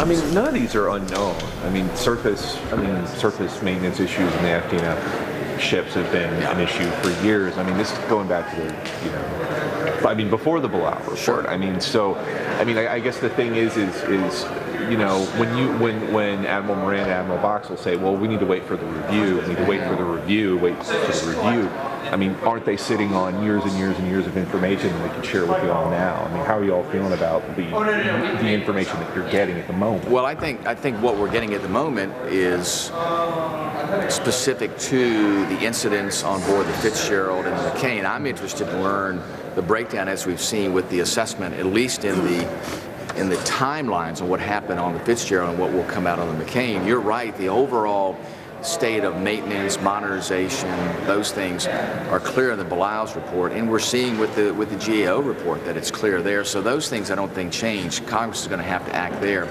What I think is going to be of interest to the committee is what happened operationally in the decision-making with leadership on board those ships, and what is the Navy going to do to respond to that? And as you know, just in reading the incidents that happened on board the Fitzgerald, there were some breakdowns there that were significant, and the Navy's going to have to say, are those training issues, or why didn't people respond the way they're supposed to? Is it inadequate training? Is it not emphasizing that you have to do these things when the training says that you have to do them? So I think those are the things that will be of interest to the committee on what the Navy does to respond to that internally.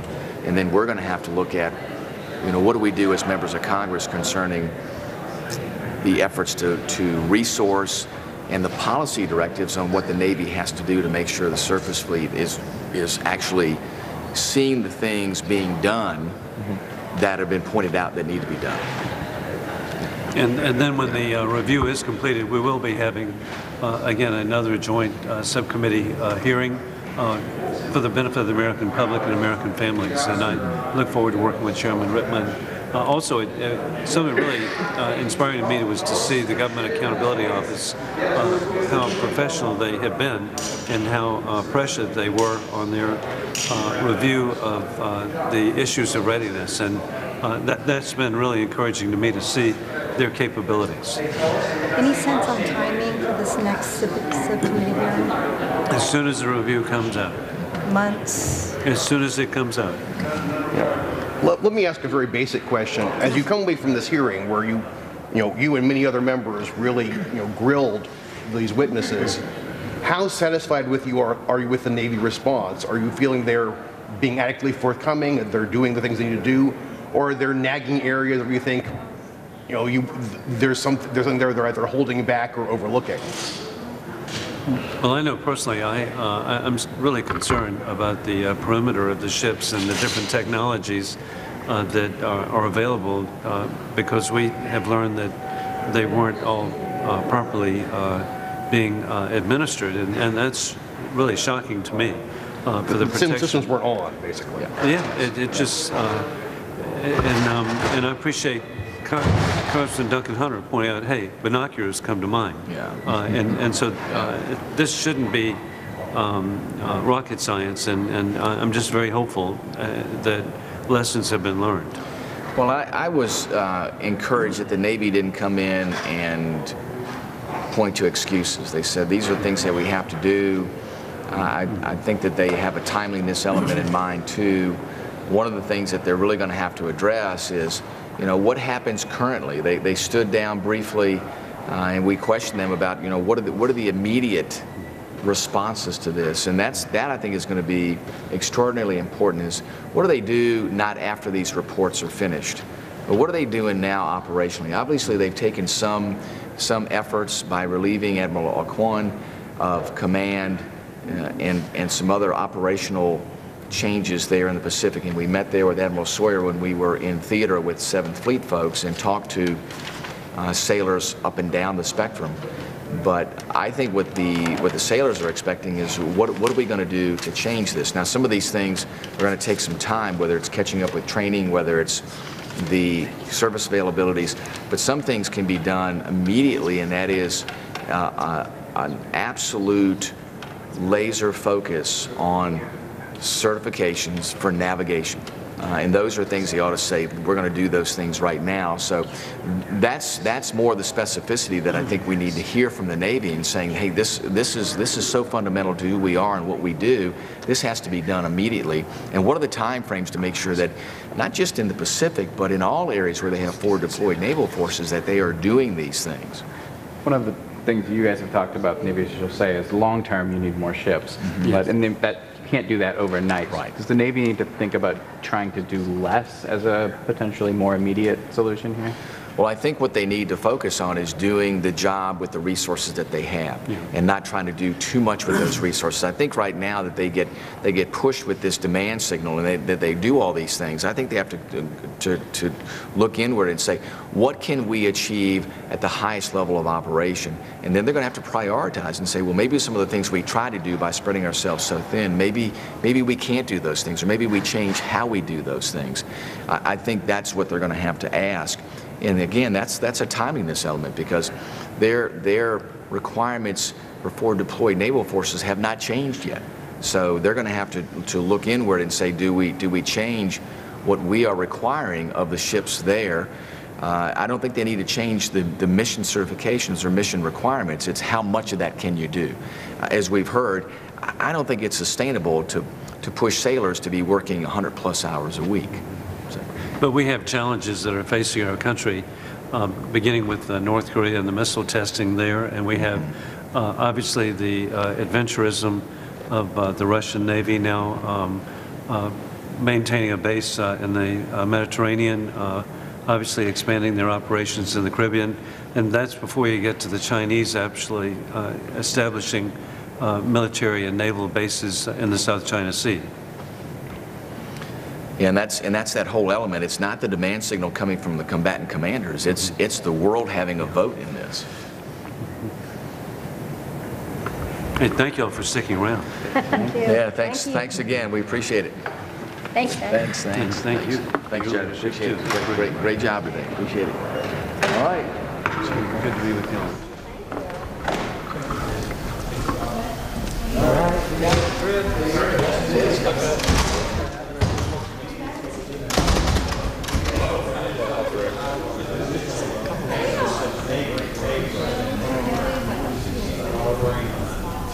First, a question from the committee, and answers from me.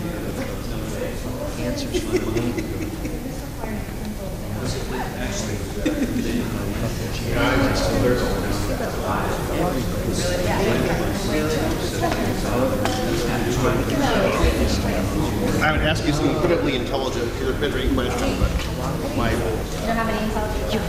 Great. Good to know. That and the fact that I may be fighting off one time. So. I got sick last week, and I thought I was over it, but I occasionally have these hacking coughs that cause me to start. It's not clear to me because the parent can forward home jobs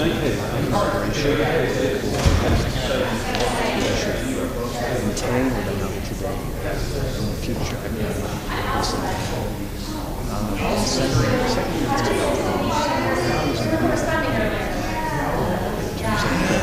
Respect that the members and also pay to GA as an institution, to the witness, but also to the broader community. I just thought it was great. But so GAO and going frigates forward was one day. I use the term forward. Those are the two things that's going to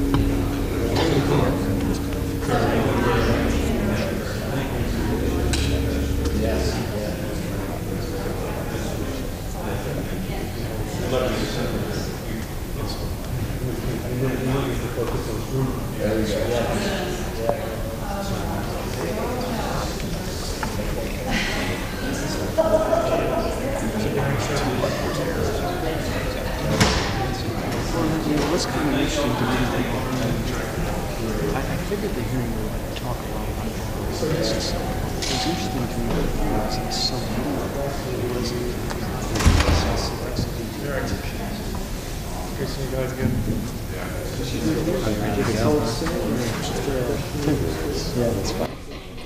If you missed any of this hearing, you can find it on our website,